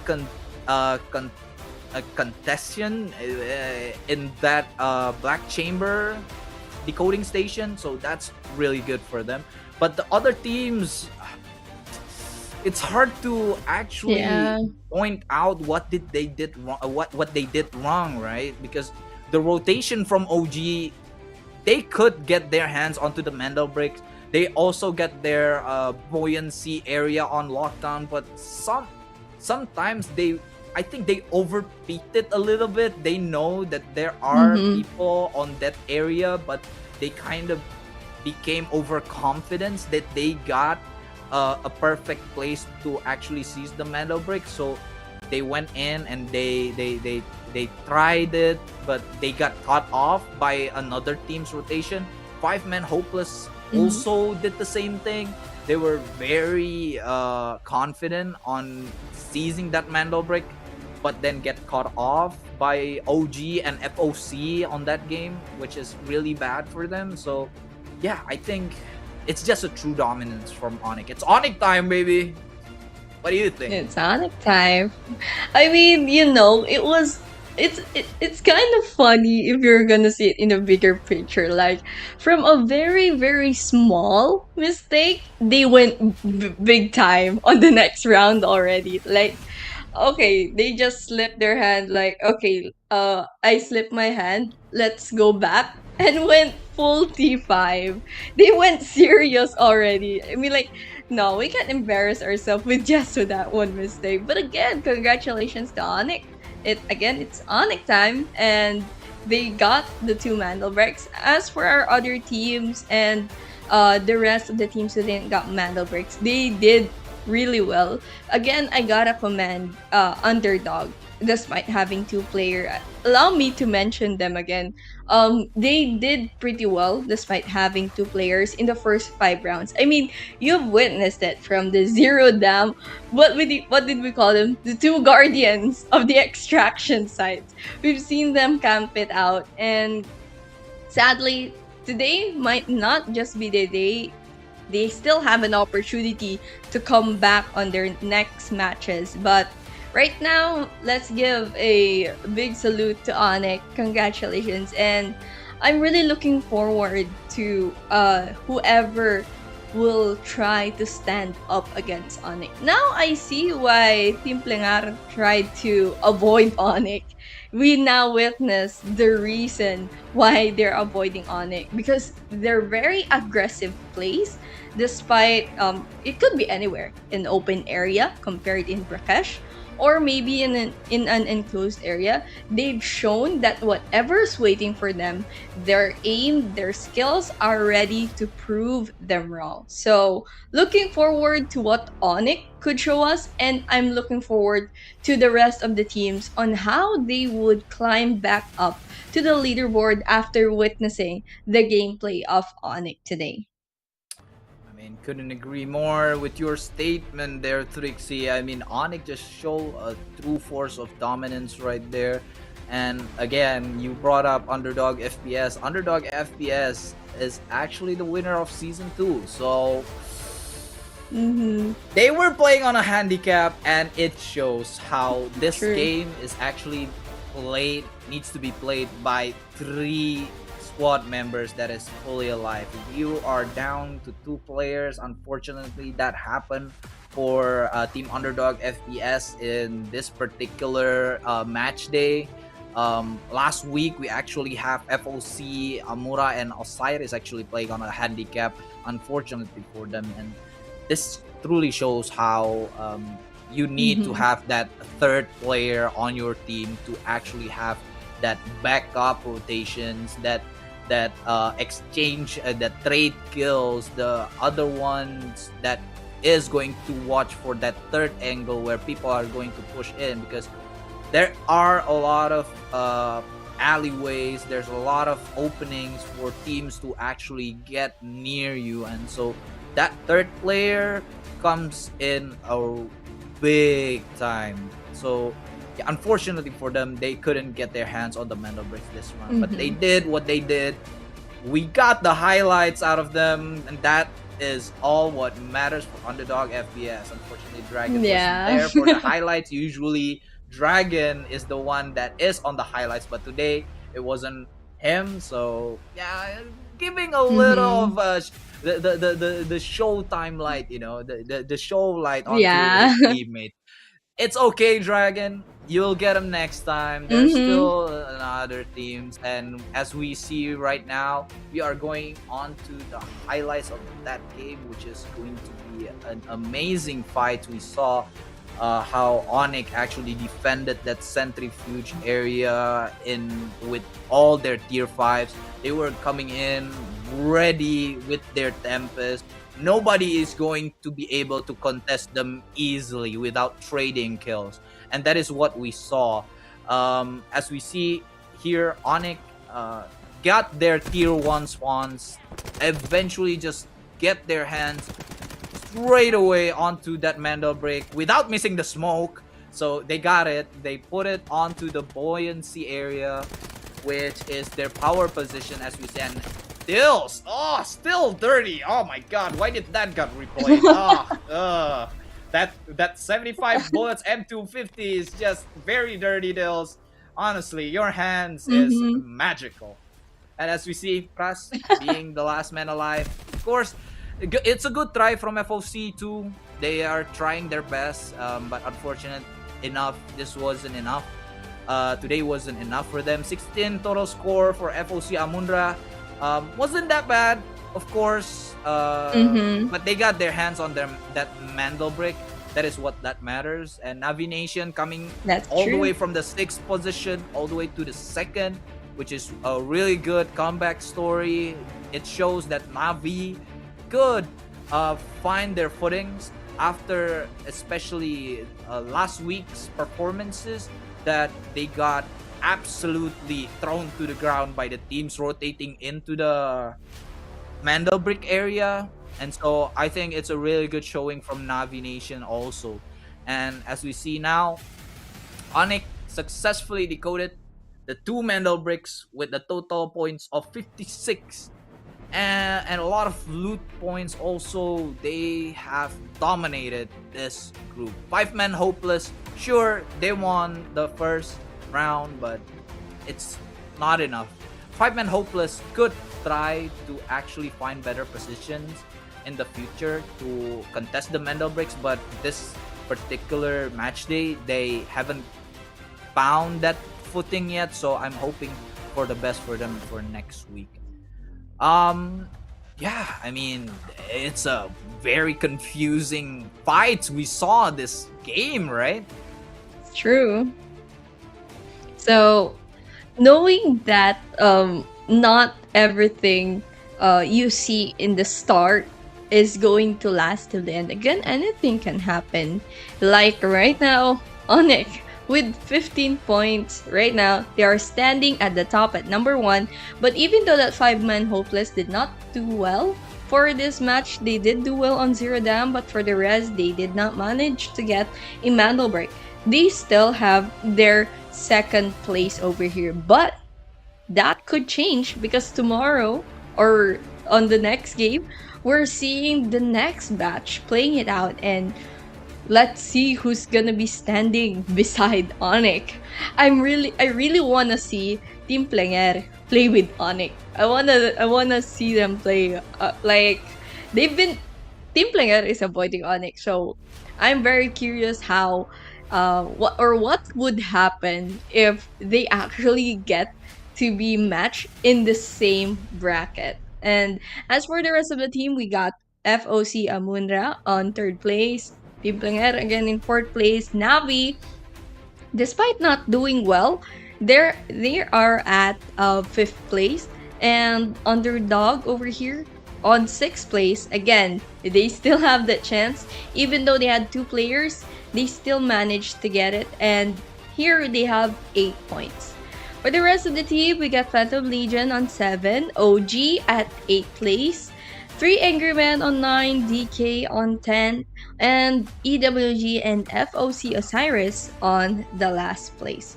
So, who knows what would happen, but for right now, it's Onyx time. And again, congratulations to Onyx. Yep, couldn't agree more. I mean, there was a bit of misspelled right there, Mr. Production. You, Team Plunger haven't played twice. Navi Nation played twice. So it changed a little bit.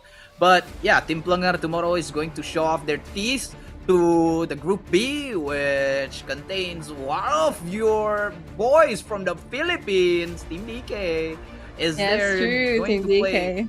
And another point that you actually came up with was you want to see Team Plunger versus Onyx, which happened last week.